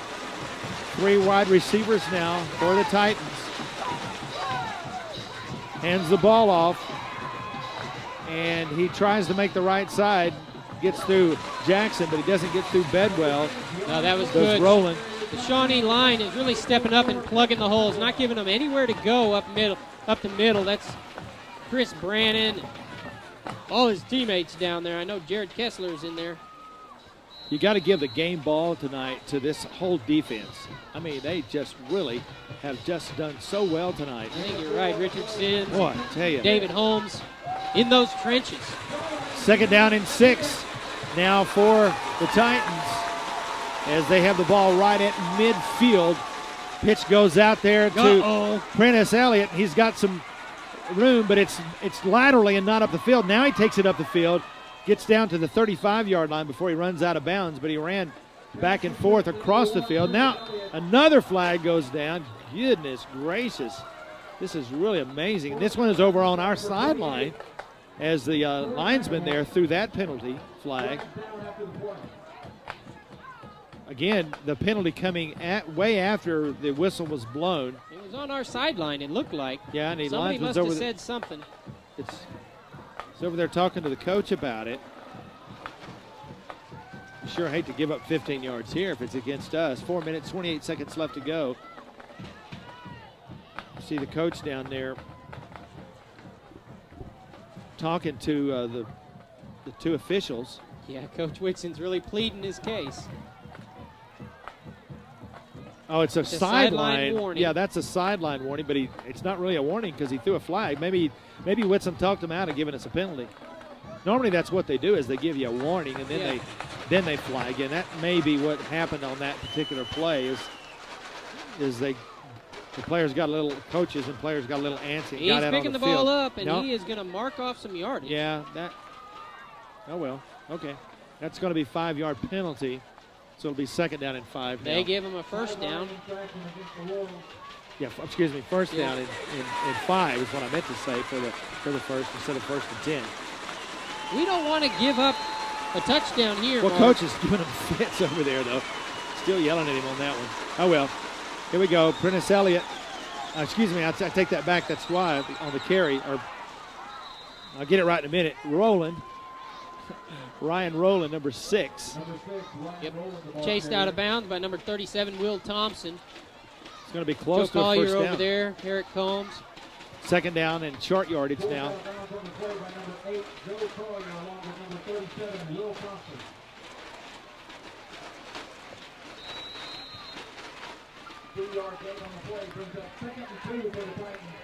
Clock is stopped as he goes out of bounds over there, so now it's 2nd down and 2 needed for the first. I think the coach is upset because they just brought in Prentice White over on the sideline. Oh, he's got a man wide open in the middle, and he finally throws the ball out there, but that could be intercepted. It's not. It's a touchdown. And that was an illegal substitution, I believe, because he stepped on the field right at the last moment. And our coaches Are you talking about Elliott? Yeah, our coaches caught it, but they didn't. They were yelling. Yeah, he is screaming. Before the play even started. If we could see Coach Whitson down here trying to get the attention of the official, it's not going to do any good, but he wants to let the official, the linesman, know exactly what happened on that play. And he's furious that they didn't see that, because you're exactly right. He was able to come in late, get on the field, and score a touchdown. Now they're going to go for 2, which they're going to have to do in order to get back into this ball game.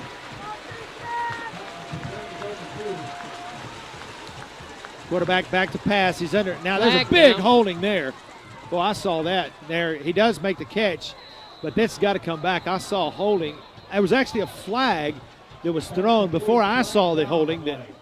That's actually illegal motion is what was called there, but it looked like Brandon. I think it was Brandon that was being held on that play. I'm not sure. I just saw him. Somebody grabbed. I'll tell you what, that is showing some athleticism, though. Just to catch that ball over Corey McAboy for that extra point, but also for the touchdown. Yeah, I mean, Corey was right there, and it seems he jumped over him and reached in front of him almost. The vertical leap is just he amazing. has, that was quite amazing. Because Corey was right on him. He was there. Both times. Yeah. Both times. Just able to make the completion anyway. This is going to be a timeout charged to the Titans. Coach Whitson is still pleading his case about that touchdown pass. They still have 2 timeouts left and 4 minutes and 12 seconds left to go. And this, at least if nothing else, that gives Coach Whitson an opportunity to come over and talk to the referee and plead his case.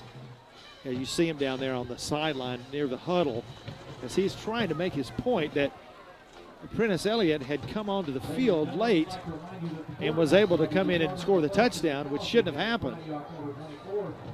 And they're not going to change it or anything, but at least he gets to make his point. That's important. You need to work the officials a little bit like that. Exactly. Now he's talking to the ref.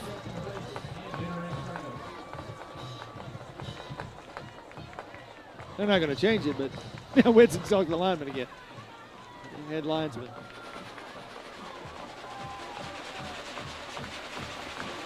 Okay, we'll sort this thing out.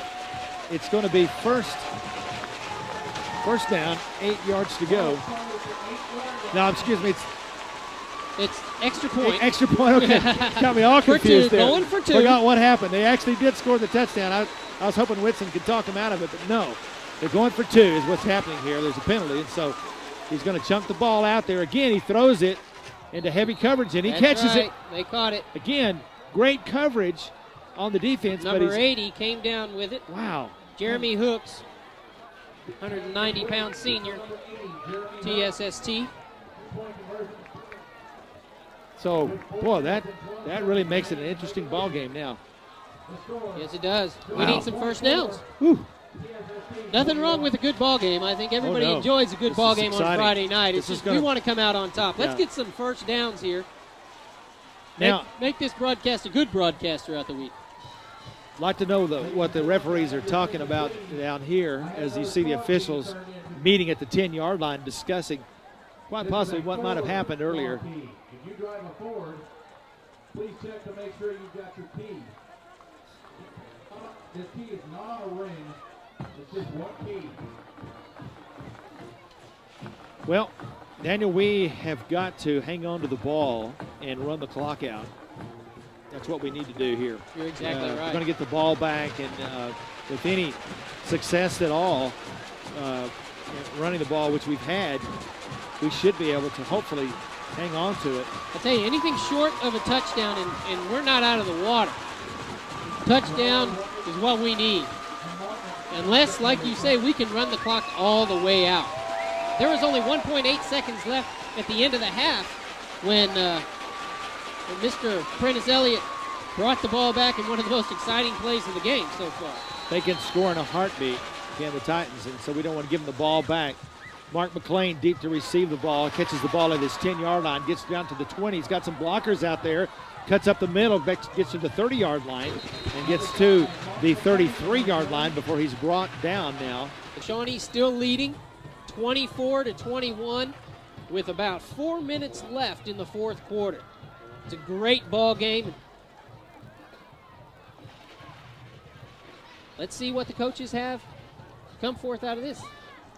You almost hate to say I'd like to see him pass because that stops the clock, but I'd like to see him pass because I'd like to see another score. What we'd like to see happen here is for Shawnee just to go down and score and take care of business. And there we go. That's big. Number 22, Lamar White. Rumbling, stumbling, fumbling down to the 50-yard line. That was a great run. Way to carry that football. He had both hands wrapped around that football. That was the first thing that Coach Whitson made a signal to him about. Holding on to that football. So important on times like this. Nice 15-yard run there by Lamar White. Ball at midfield. That's as good as a pass, isn't it, Mark? It sure is, because the clock keeps moving. 3 minutes, 45 seconds left to go. We need to milk the clock as much as we can here as Carter Whitson comes up to the line of scrimmage as he goes under center. Lamar White, single setback. 3 wide receivers to the right, 1 to the top of your screen there. There's the blitz again as Lamar White takes it out to the outside because they stack up the middle. They're just sending everybody up the middle every time. And you think there would be somebody open to catch a ball back there if he had time to throw the ball. Yeah. Unfortunately, that time he goes out of bounds, is pushed out of bounds, I should say, and stops the clock, which you don't want to see happen, but he did get some pretty decent yardage there, does Lamar White. Second down now, 7 yards to go for a first. Got to keep the ball going.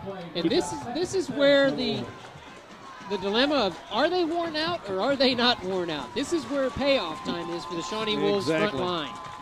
Carter Whitson is going to hand the ball up to White. He spins around, breaks a couple of tackles there, and gets down to the 44-yard line before he stopped. Third down now, and I see a timeout. Who called timeout? The Titans did. Okay, that makes sense. Now they have 1 timeout left. 3 minutes, 9 seconds left to go in this ball game.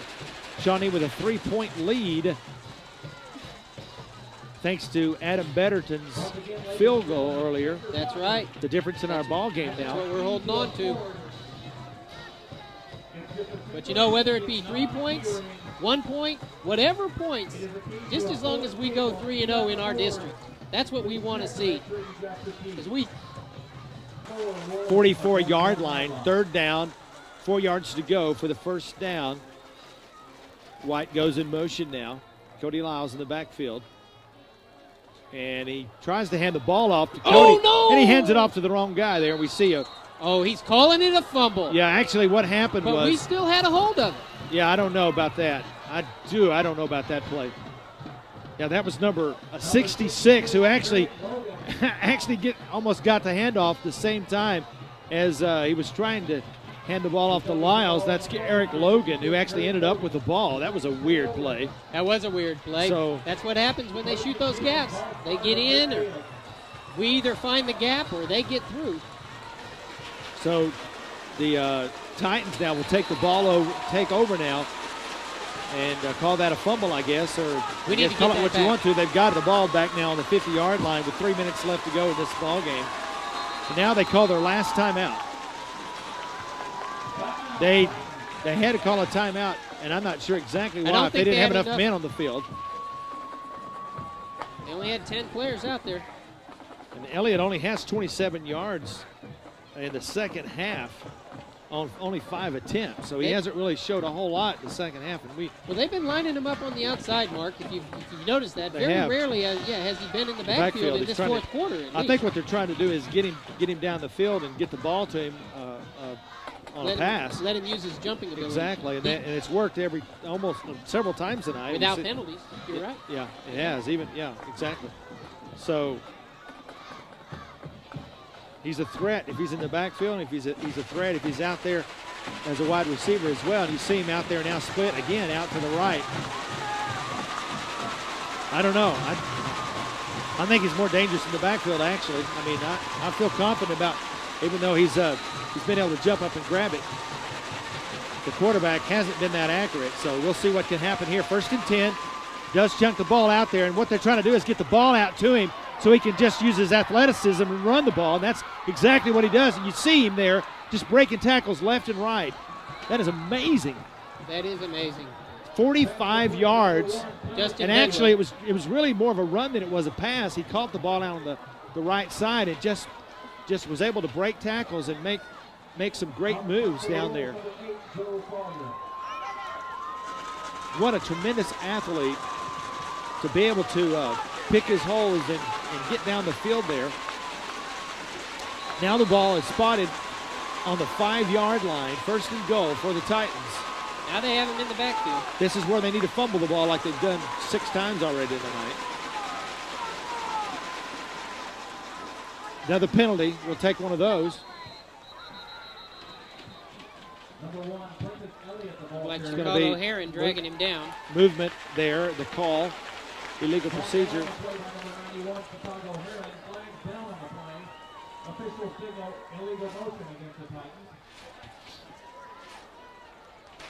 So that's going to back them up. That's the 10th penalty tonight in the second half alone for the Titans. I tell you, this has been a crazy, crazy game. Boy, imagine what happened if they hadn't made all those penalties. It's 2 minutes, 36 seconds left to go in the ball game. That's a 5-yard penalty. The ball is going to be spotted at the 10-yard line. It's 1st and goal for the Tulsa School of Science and Technology.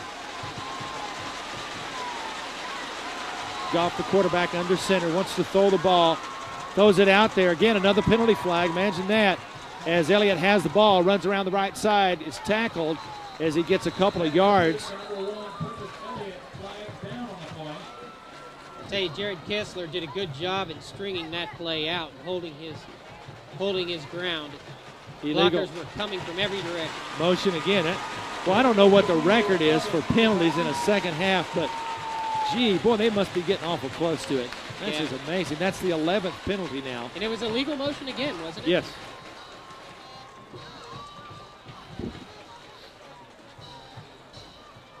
I'll tell you, that shows the no give up and the all-out hustle and how important it is that we don't let them get into the end zone on those long runs. There's been twice. Corey McAvoy caught him once, and Justin Bedwell caught him from behind once. That kept Elliott out of the end zone on those 50-plus runs and catches, and it really makes a difference. 2 minutes left to go now in the game. Clock moving. We need a turnover here. That would be great. Goff checking his offense, giving some direction there as he calls an audible at the line of scrimmage. Wants to throw the ball, trying to find a receiver open. Now he's just going to take the ball and run with it. Brandon trying to catch him, and he's finally pushed out of bounds. Torrance Ely over there pushing him out.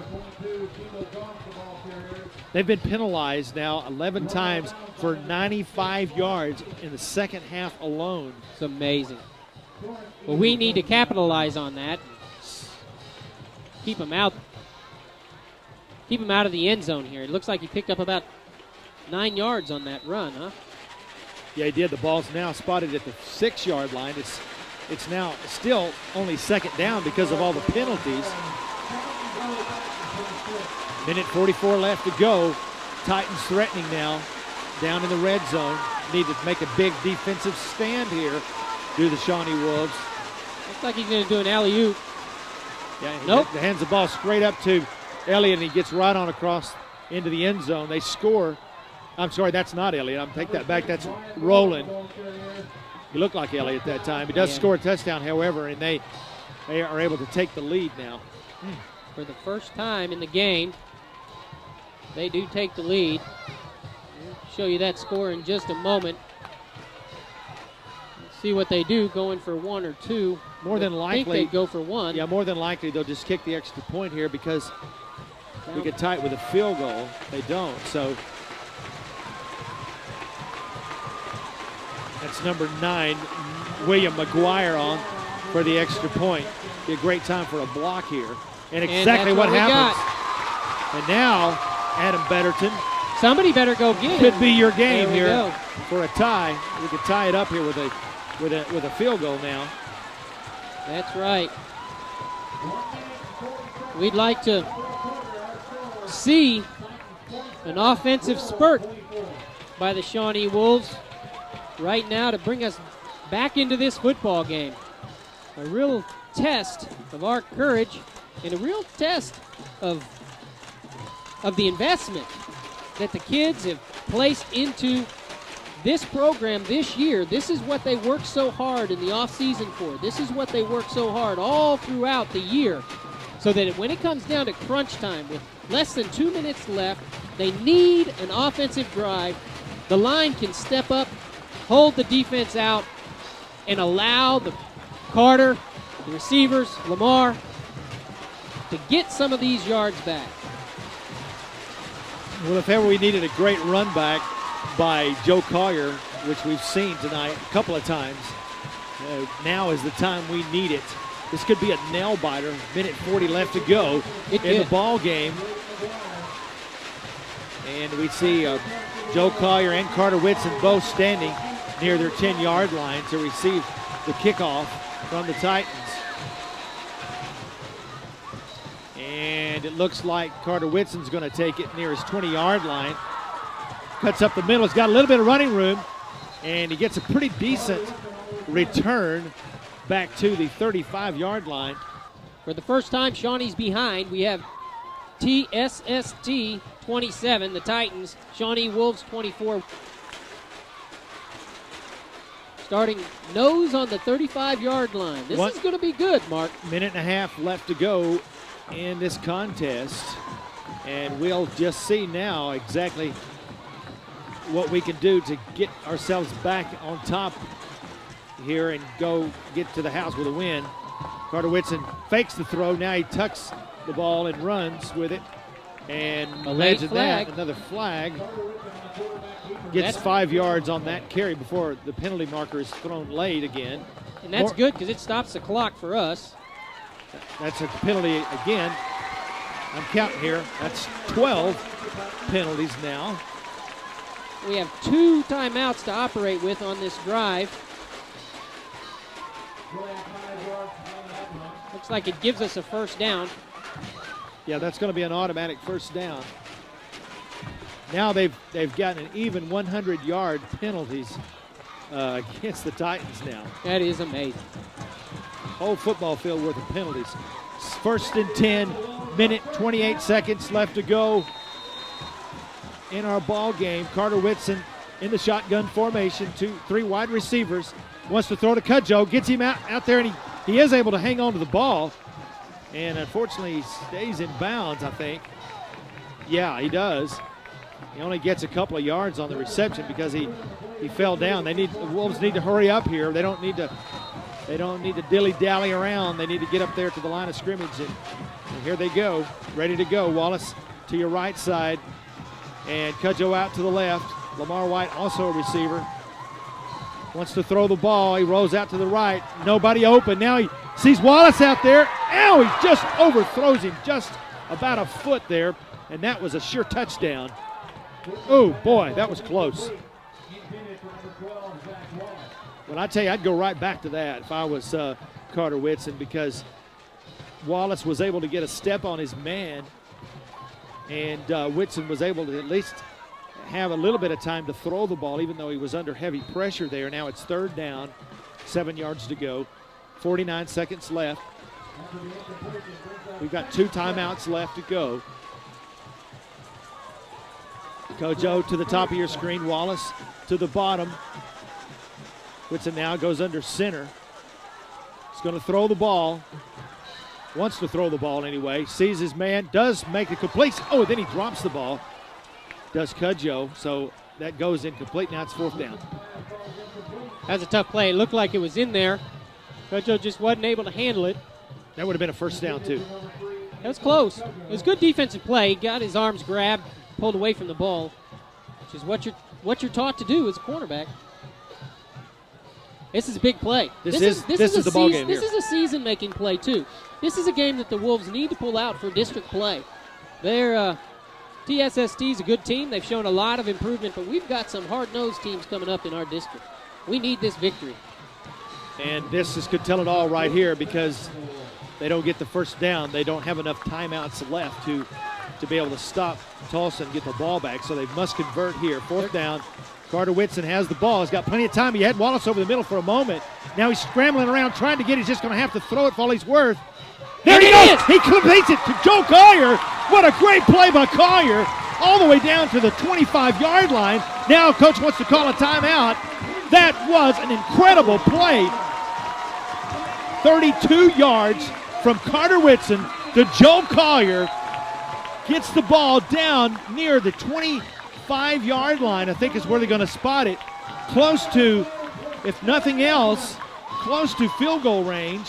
Shows a lot of spunk there on both ends. Did you see the pressure? Joe was covered. Covered like a blanket. And Carter Whitson also covered and under heavy pressure was able to get out to his left side. And again, as you talked about it earlier, Daniel, as you mentioned, that he rolled to his left and had to throw the ball across his body there, but was right on target. That ball was pinpoint accurate to Joe Collier. That's a perfect example of an underthrown ball favors the offensive player. Exactly. Joe was breaking deep, and he had to come back for that ball, and the defender kept going deep. Couldn't let him get behind him. That's exactly right. You're exactly right. And so Joe made a great catch to come back on it. Really watched that ball, concentrated on it. Joe's had a great game tonight. Joe Collier has, along with Carter Whitson. And I can't emphasize enough how difficult that play was to be able to pull off, like with the pressure that he was under. That was 4th down. That was the ball game there. And quite possibly, I go back to that was probably the playoffs as well on that play. No kidding. So here we go, Shawnee. Here is this great offensive lineup where we have the 2 wide receivers to the right back to back and 2 to the left where we've scored off this play before. 1st and 10, ball on the 25-yard line. Whitson wants to throw the ball under heavy pressure. He's just going to keep it. He's still on his feet, still moving, and finally brought down. Clock's moving. Timeout. They try to call a timeout. Ball's down to the 20. Help me, Daniel. 20-yard line? From this 17? Angle, yeah. It looks like he picked up about 7 on that scramble. Man, I just trying to get the angle here. I believe he's at the 17 or 18, somewhere in that neighborhood. But he's getting really, really close to Adam Betterton, and Betterton kicked a 35-yarder, I believe, earlier. Was that? I think that's right. I believe the ball was on the spotted at 25 tonight. Yeah, was it not a 35-yarder? I think it was a little closer. I think it was closer to 25. 25. Excuse me. Okay, well, the ball was at the. But he can kick. He's got the foot. He can do kick it. A 35 yarder. I have all confidence. That's where we sit now. But what we have to be careful of, Mark, too, here is we can't let the clock run because we're out of timeouts. So we have to let the ball go or get a 1st down so we can down the ball and get Adam in there to kick that ball if we need to. So I think we'll go into the end zone. I think that's where we'll be throwing the ball. You can run the ball, but you've got to give yourself time to get back to the line of scrimmage to spike the ball if you have to stop it. Well, and with only 22 seconds left, I don't think we have that kind of time. Let's see what they do. Yeah, you can run the ball one time and get up to the line of scrimmage and spike it. But why? And give him time. Well, to get a 1st down, for one thing. Let's see what happens here. Second and 4. 22.7 seconds left to go. He's got a little bit of time to throw the ball, and Actually, White drops it, but that might have been good. That's not a bad thing because he was covered fairly well out there and could have been tackled for a loss, which would have been even worse because then that's going to take us out of potential field goal range. And he was close to the sideline, so if he didn't make it to the sideline, it would have taken some seconds off the clock for the ref to spot that ball. So now you have to throw the ball again. Now you can't run it because you can't spike it because you don't have the availability unless you get a first down. You don't have the availability to kill a play. You go to the end zone here. Probably so, and then you take your chances on a field goal right here. Well, let's get the touchdown. The touchdown sounds really good at this point. I think we can do it. Let's see if we can wheel it a touchdown here. Here we go. Carter Whitson back there under heavy pressure. Chunks the ball out there, and his ball falls incomplete. Cudjoe, the intended receiver, now it's 4th down. And we'll probably see Adam come on and try to tie this thing up and send it into overtime. This is the kind of game probably ought to be overtime. It's just a well-played game from both sides. Good. Coach showing a lot of confidence, just pointing to Adam and saying, "You're on, buddy. Yeah. It's your show." He knows he's going to make it. He can do it. Coach knows it. Big play here. This is going to be a 35-yard field goal attempt. Actually, 34-yard field goal attempt for Adam Betterton. Kyle Parsons to hold. Ball's down. Kick is up. It's on his way. Right. And Adam Betterton is good and ties this game up. Way to go, Adam. You're a great guy. He could have kicked that from 45. Yes. I'll tell you what. That is the practice Gotta paying be off feeling right good there. now. Really does. Just save the ball game for us. And again, missed extra points. We've got a kicker in Adam Betterton, and that has proved to be the difference in the ball game tonight. Yeah, and I tell you, I'm going to say it again because I said it earlier, and I wanted to come back to it. If indeed it paid off to be true, Carter Whitson down here on the extra point, stopping them from getting the 2 points difference in the ball game right now because it's tied instead of a 1 point loss here. That's right. Wow, that was a great play by Adam Betterton. Less than 10 seconds I think you're right. to go. That could have been a 40-yarder. 45. That thing sailed over there. It really did. So far, we had to wait for it, though it looked right down the middle from our angle, and we had to wait for the officials to call. Made me nervous, but it was true. It was very true. Well, and it goes to show the confidence that this coaching staff has in these kids. They've been around these kids so much over the last 6 months, 8 months. I mean, it's just wonderful to see the relationship built. Okay, I don't want to count our chickens before they hatch here, but assuming we can hold them here and send this thing into overtime, we need to talk about in just a moment how this works in high school football in overtime. I hope you can explain it until I see it. Spot the ball. Help me if I'm wrong. Correct me if I'm wrong here. The 10-yard line, each team gets the ball until they run out of downs there. And that is going to go out of bounds, and that is not what you want to do at all because now that's a penalty. It'll be to the 35-yard line. They'll spot the ball, but no time goes off the clock. That's what I was going to say. That's very tough. 9 seconds left to go. And as we throw up the scoreboard, Shawnee Wolves 27, the visitors from Tulsa 27, with less than 10 seconds remaining on the game clock. We may be looking at overtime tonight, folks. I hope we are because I like our chances in overtime. Here, what's going to happen is, if so, they'll have a coin flip. To determine who gets the ball first. The winner wants to go second. Don't want to go first. More than likely. Yeah, more than likely because you know what you have to do. Exactly. So you always want to go. You always want to go second. So you want to win the coin toss first of all, and you get the ball 4 plays. Whatever happens, happens. If you have to kick a field goal, you do. If you score a touchdown, that's great as well. So we're gonna. And I tell you what. When you got a kickoff kicker, a kick returner or a kickoff, like Felix Banjo, a kicker like Felix Banjo, backing the thing up 5 yards, not really going to hurt him that much because now they're setting up as if he's going to squib the ball, which he may do. We just want to keep it away. But if I were him, I would just kick it as far as I can and kick it over their heads.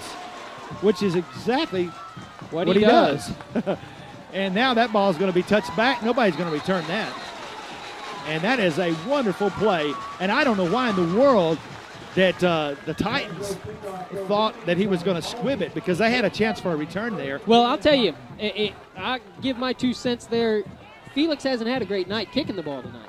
He's kicked him in the end zone a couple of times. They haven't watched him. They haven't watched him like we have, and that's a normal kick for Felix. Is in the end zone, through the uprights. Yeah. Sometimes we kicked a 75-yarder one night. Oh man, 75-yard field goal. And so, okay, this is potentially, and I hesitate to even say this, the last play of the regular time here. And no timeouts. No timeouts left. We have Prentice Elliott in the backfield. 9 seconds. Quarterback they are hands it off handing to Elliott. Oh, my goodness. No. Look out, look out. This guy is loose. Look at him just jumping over people. Clock is going to run out. They've just got to stop him. They must stop him here.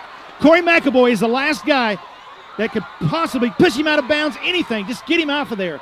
Stop him.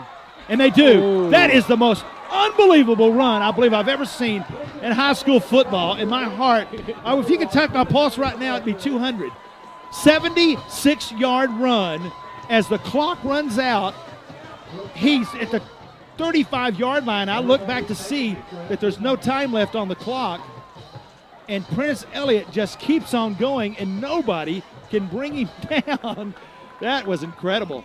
Wow. Okay, as we go off now and we get ready for the overtime. Hold on, Shawnee. We'll be right back. Casterkey Tire and Alignment. Local, family-owned business with over 40 years of experience. Tires, alignments, front-end parts, and brakes installed. Check them out on Facebook. Casterkey Tire and Alignment. Pops from Play It Again Sports, where we buy your gently used sporting goods for cash. Today is a very, very special day. We're awarding the March Student Athlete of the Month. This young man is Avion Stokes, who hails from Tulsa, Oklahoma. Avion, congratulations. Thank you. You'll go on the Wall of Fame right up there, and everybody who comes in the store will take a peek at you. Congratulations, young man. Here we are getting ready for overtime. This is unbelievable. That was a 76-yard run by Prentice Elliott, and I tell you what, that was one of the most remarkable plays I've ever seen in high school football, because we had 5 or 6 guys that actually had the angle on him over there, and if it wasn't for that, he would have scored. I mean, that was unbelievable how much. The move that impressed me the most was right here at the 48-yard line. He jumped? Where we had 4 guys all on him, and he jumped in the air. All 4 guys hit each other, and he came out of it.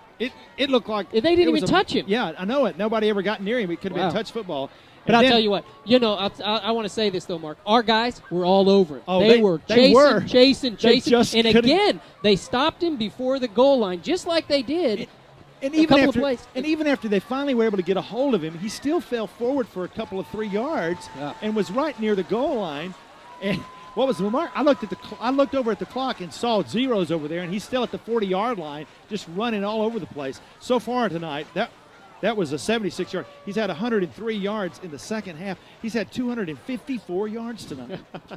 And most of them have just been unbelievable runs. And the amazing thing is, of that 254, 110 of them came on the last play of the half and the last play of the second half. I'll tell you what. Yeah. That's tough. Yeah, unreal. So we got ourselves overtime here, and we'd like to be able to win the toss, and we do. Excuse me. They chose to go towards the north end zone, it looks like. Yes. So. And this is where Adam Betterton is a great weapon.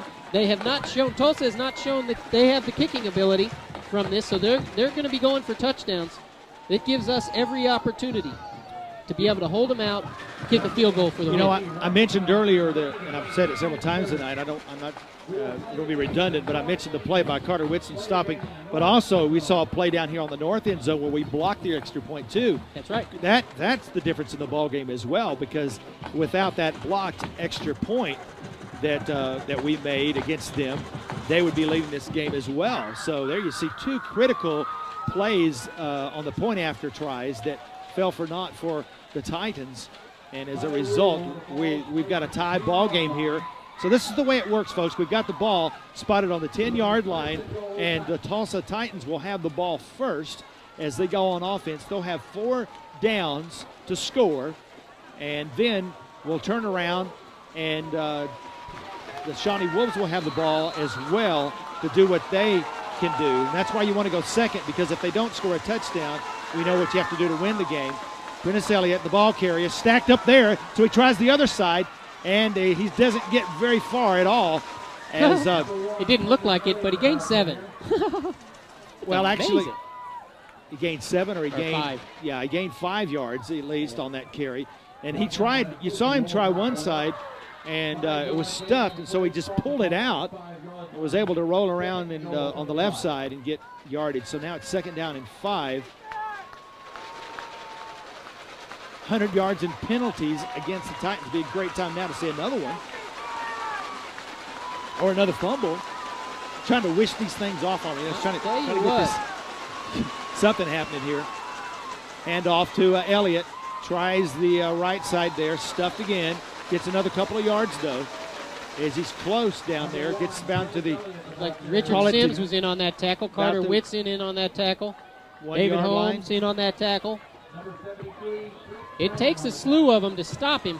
We need one for a loss here. He's chipping away. It looks like they've picked up close to 9 yards on their 2 plays. Really need to stuff them here. I don't think it's any secret where they're going with the ball. 1st and goal. Ball spotted at the 1-yard line. And that's a fumble! That's a fumble. And let's see who gets it, because if we get that ball, that's it for them. Let's see what happens. This is so critical right here. Looks like they fell on the ball. Oh, boy. I tell Very you what. close. Wow. Well, it burns it down for them. Now it's 4th down no matter what. Woo, boy. Oh, man. It could have been all the game right there as they're able to hang on to that ball. Oh, man. That could have been all she wrote there. They're using their timeout. I believe that you get a fresh timeout for the overtime period. Tulsa's decided to use theirs right now. Looks like the ball's really on about the 1-foot line. Yeah, I think what they tried to do there, Daniel, is probably run the quarterback sneak, but Goff never really got a hold of the ball, and that's why the ball came out of there. And, boy, if we could have just fallen on that, it would have been our ball on the 10-yard line. I'm sorry. Kick a field goal and go home. Well, I'll tell you what. If you've got Prentice Elliott in your backfield, why are you trying to do anything except hand him the ball from 10 yards out? I don't know. In 4 plays, chances are he's your best shot to get 10 yards. No doubt about it. All right, it all comes down to this now to see what we're going to have to do as we get the ball back after this play. This is it right here, because they run this play, and regardless of what they do, we're going to get the ball and have an opportunity to do what we can do. 1st and goal, Goff under center. Now somebody moves on the line, and that's going to back them up 5 yards. Oh, baby, that's huge. That's huge. That is big. Oh, my goodness. There's another one. That's 105 yards, 13 penalties. Holy moly. Oh, Danny Daniels can't be happy with this second half. Well, penalty display. If you were the coach and your team had 105 yards in penalties in the second half, what would you say to them? Ooh, man. Well, I don't want to say what I'd say on the air. Simply because that's not our team. Oh, okay. You know? Okay. It's not our team. But you wouldn't say anything bad. No, nothing that the kids couldn't hear. Oh. Okay, boys. This is high school football at its best. 1st and goal.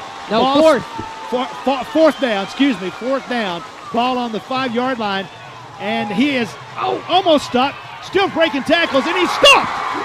And we're going to get the ball back. Jared Jackson. Oh, baby.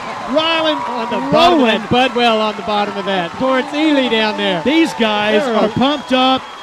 And, man, if I had a game ball, I would give it to every one of those guys on defense because they have just potentially saved the ball game. And we see Ryan Rowland really slow to get up. He was just gave it his all on that run. He probably got hit 4 or 5 times. Why do you not give the ball to Elliott there? I can't figure that one out. I just don't. I throw it. He was out wide. Throw it in the air. He had made the catch twice. But, who are we to question their calls? You could pitch the ball back to Rowland 15 yards back in the backfield, and he has a better chance of scoring back there. Yeah, you mean Elliott. Because he can see the open field. Elliott, oh, man, I tell you, that's amazing. Okay, so here we go. 1st and goal. Shawnee Wolves, all we need to do is score any kind of point. Touchdown, field goal, anything, and it's our ball game. Carter Whitson under center just takes the ball, and I think they're going to run that play until they get 4th down or maybe even 3rd down because here's what you do. Well, Jake Simpson just leading the way there, knocking heads out of the way. Kick the field goal on 3rd down. In case there's a missed snap or whatever, you got another shot at it. Yep. Possibly, you think? Yeah, I think that would be a good call. And Carter gained 5 yards on that play. They did. So you do it again, you score a touchdown. And what they're saying is, you know what, you can shoot any gap you want. I don't care. We're bigger. I'm going to blow you away. We're bigger, we're stronger. We aren't going backwards, we're going forward. And if I'm Carter Whitson, I'm running right over number 73 there. Or any of those Brian Little, or any of those big guys. Because if he has any kind of a gap at all, that's where Carter Whitson's going. Here he goes, exactly. Oh, and we did the same thing they did. Yes, we did. Yep, that hurts us. What happened was the delay of game clock, the play clock ran down on Carter, and it looks like they're going to hit us with the delay of game penalty. We just didn't get that play off. Ouch. Well, I still do the same thing. That's going to back it up to the 10 where we started earlier, so. I agree with you, Mark. Not too big of a damaging penalty. Not quite as bad as what Tulsa had earlier. Well, we have their penalty. That's right. And this is where your call of going second is important, is because we know all we need is a field goal. They had to go. They had to go for it and try to get their touchdown. Okay, here you go. 2nd down, 10 yards to go. Hands the ball off. Keeps the ball because Carter Whitson finds some room on the right side, and Prentice Elliott finds him out there and tackles him for a 2-yard gain. Carter showing speed getting out there, trying to get around that corner. One of the things that you want to try to do here is keep the ball in the center of the field. Should Adam Betterton get an opportunity to kick a field goal, you want to make it as easy as possible for him to be able to hit that thing straight on without having to kick it at an angle. Exactly right. 3rd down now, so this could be the final running play should we not score a touchdown. And let's see what we do here as we try to center the ball up possibly. And that's exactly what he does and just heads forward there. And here we go, Adam Betterton. You're the man. You are the man, Adam. You can do it. He looks confident as he runs out there. Yes. I think he knows he can. You know what? You got to have confidence. You've already kicked the 25-yarder, then turned around and kicked a 35-yarder. Yeah, that could have been a 40. Yeah. And this right now is going to be only a 25-yarder. 25-yard field goal, which, man, that's not much more than an extra point for Adam Betterton. And we don't want to make light of it. This is a big thing. A lot of pressure on this young man. Absolutely. As he pulls it off, that's right, as he pulls it off, it's going to be good for him, not only right now for this game, but throughout his career. Here it is. Here's the ball game now, possibly. Ball snaps down. It's up, and it is right down the middle. Yes, field goal. Adam Betterton wins the game for the Shawnee Wolves as the players go wild. Helmets are thrown into the air, run out onto the field. Everybody's jumping. The fans are still here as they watch the Shawnee Wolves get a victory, snatch a victory from Tulsa. Man, this is one ball game that you'll want to watch Saturday morning, Tuesday night, tape it, watch it again the rest. I'm telling you, this is a great win for Shawnee, 30-27. Adam Betterton, star of the game tonight as he comes on and kicks a game-winning field goal. Wow! Shawnee 30 and the visitors from Tulsa, who only have 27 points. Oh, man, is this a great win or what? High five, and that is the That's ball high school game, football, Mark. baby. That's high school football at its best. You're I love exactly right. As the kids exchange their their condolences and their congratulations. And we saw one of the premier running backs in high school football in Prentice Elliott tonight. They didn't win. They didn't beat us. And that's what you want to see. You want to see a great effort from a great athlete, but you want to come away victorious. And that's exactly what we were able to do tonight by three great field goals, 9 points for Adam Betterton tonight. And because of that and a great defensive stand, they bent several times, but they never broke, especially down here, Daniel, the last play of the game. Talk about it. That north end zone. Oh, yes. Oh, when they chased that young man all over the field. One of the best runs, you said, one of the best runs you've seen in high school football. It was crazy. And they caught him, I mean, lo and behold, inside the 2-yard line to preserve the overtime. And that just goes to show what kind of athlete this young man is. And, you know, your heart has to go out to this team. Yeah, because they played a great game. Yeah, and last week this young man gains over 300 yards. This week he pushes the 300-yard mark. And yet both games they come away on the losing side of the stick. But Daniel, think about this. The difference in the ball game tonight, penalties against Tulsa. Over 100 yards in penalties in the second half alone. They play clean football tonight, keep their head in the game, and this could have been a different story all the way around. It could have been, but maybe it wouldn't have been. Well, that's part of ball. That's part of the ball game. That's right. What I'm saying is that that's all part of it. And so our team does a great job in not creating all those penalties and keeping their heads in the ball game. And we got a few penalties tonight, but not near as many as Tulsa did. Wow. It's nice to see Coach gathering the young men around him and congratulating them, and I'm sure he's pumping them up for the team effort they all put forth tonight. The blood, the sweat, the tears. I'm telling you, the word of the game tonight from Coach was investment. And he said, boys, we're going to win this game because you have invested more into your football ability, into this program than they have. At the end, we're going to come out on top because of the kids' investments. These guys didn't leave anything out on that field. They gave 100% effort all game long tonight. They really did. And because of that, we're able to come away victorious. Let's talk a little bit about our schedule for the rest of the season. Next week we'll go on the road. In fact, we'll go on the road for a couple of weeks now as we take on Tulsa East Central, a team that beat this team last week.